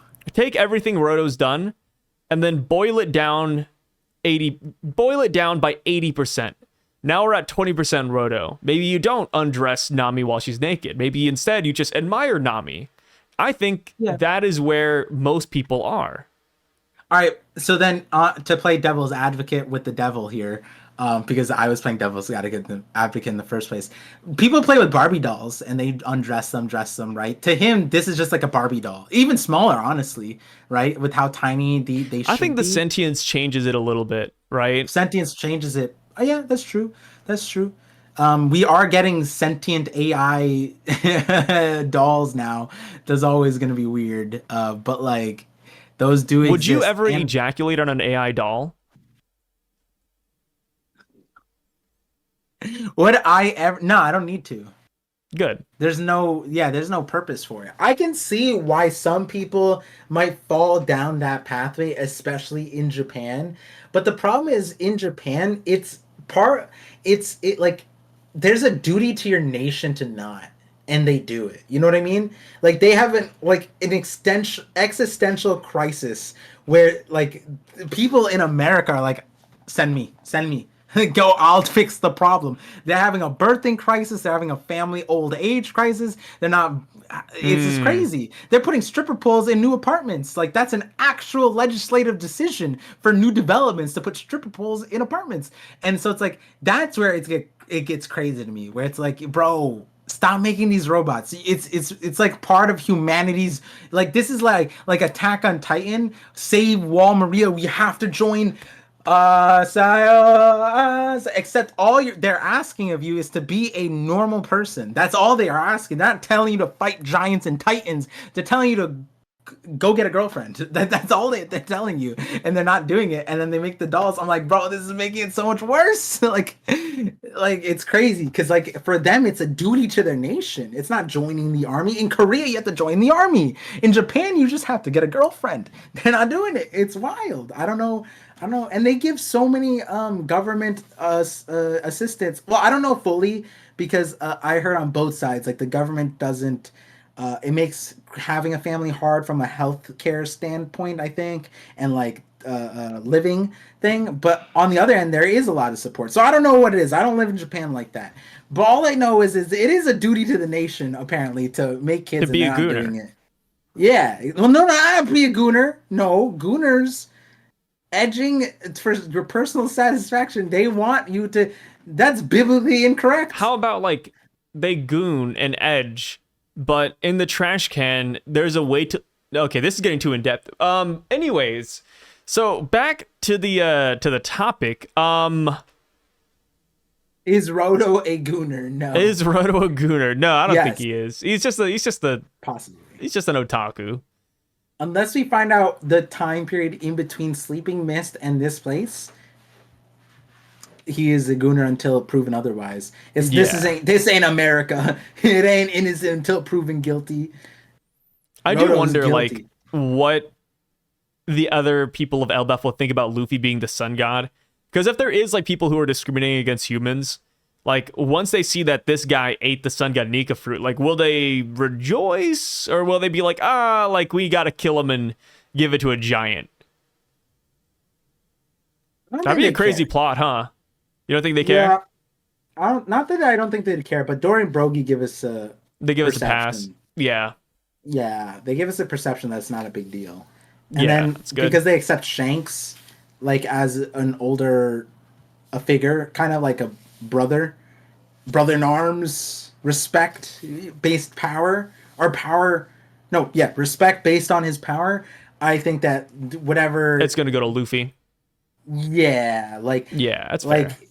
Like Luffy just needs to clash with the strongest giant and win, and I think he can, and I don't see why that would. I mean, technically, Luffy ran from the strongest giant Roto this chapter. That's not true. Why is Roto the strongest giant? Hey, he just is, man. That's all we have. I mean, Roto's technically the only giant we know of right now. That's nearby. So you could say that Luffy and the group ran from the strongest giant in the room, if you really twist it. But with that being said, though, we're going to go ahead and end it there. Let me go back to my child side. Par, yeah, but that one hit Par so deeply he just can't even disagree with it. Well, now that pistol. now that we all agree that Roto's the strongest in the room with us, thank you guys so much for being here. We will catch you guys next week. There is no break. Hopefully, we get some good One Piece news tonight. I'm expecting a break month and a movie.